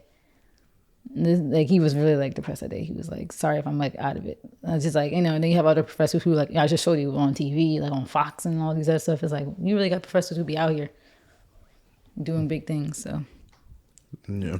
So what would you get the doctors for? Just to get it? You so annoying.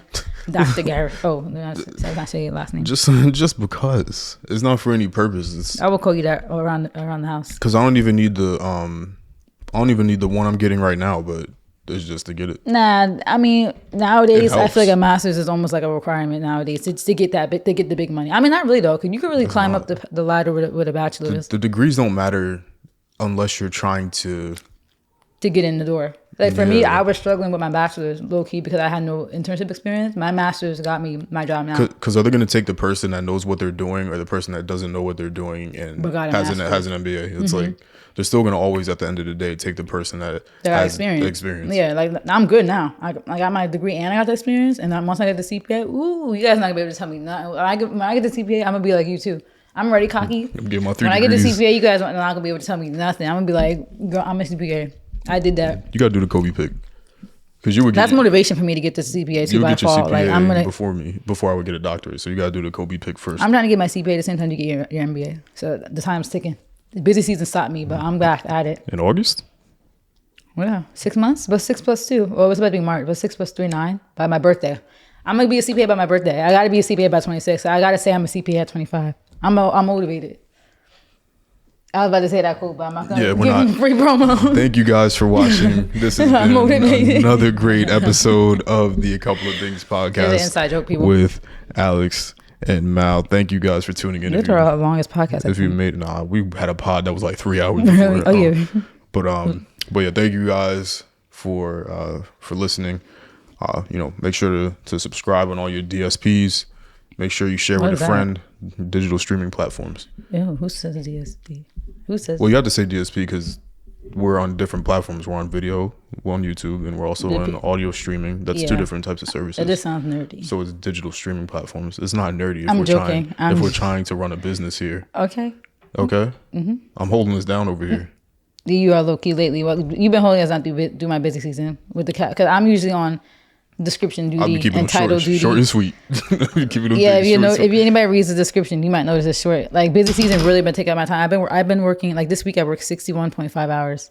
Like oh my god, right, stop. And that's like that might be actually less than when I work. I just don't put in my 4 hours because I don't want these people to think I'm lying. But yeah, keep it short and sweet. We talked about Nicki Minaj. I'm back. I'm back. No, please don't. I just got like New York State stuff to do this week and like supplemental. You be sitting there like we specifically talked about the blah blah blah blah blah blah blah. It's like nobody's gonna watch it if they could just read the Wikipedia page of what we talked about. You fired. I'm taking this. I'm back. Thank you guys for listening to the Alex G podcast. This season is done. Make sure you guys interact, share with a friend. Hopefully we offended you. We got our subscribers been going up a little lately. Thanks for the new people. If you guys are here, thanks. Yeah, thank you guys for getting to this point. This has been the Alex G podcast. No, the Couple Things podcast. Is it a couple or I don't even know. Jesus. A couple. I think we're a couple.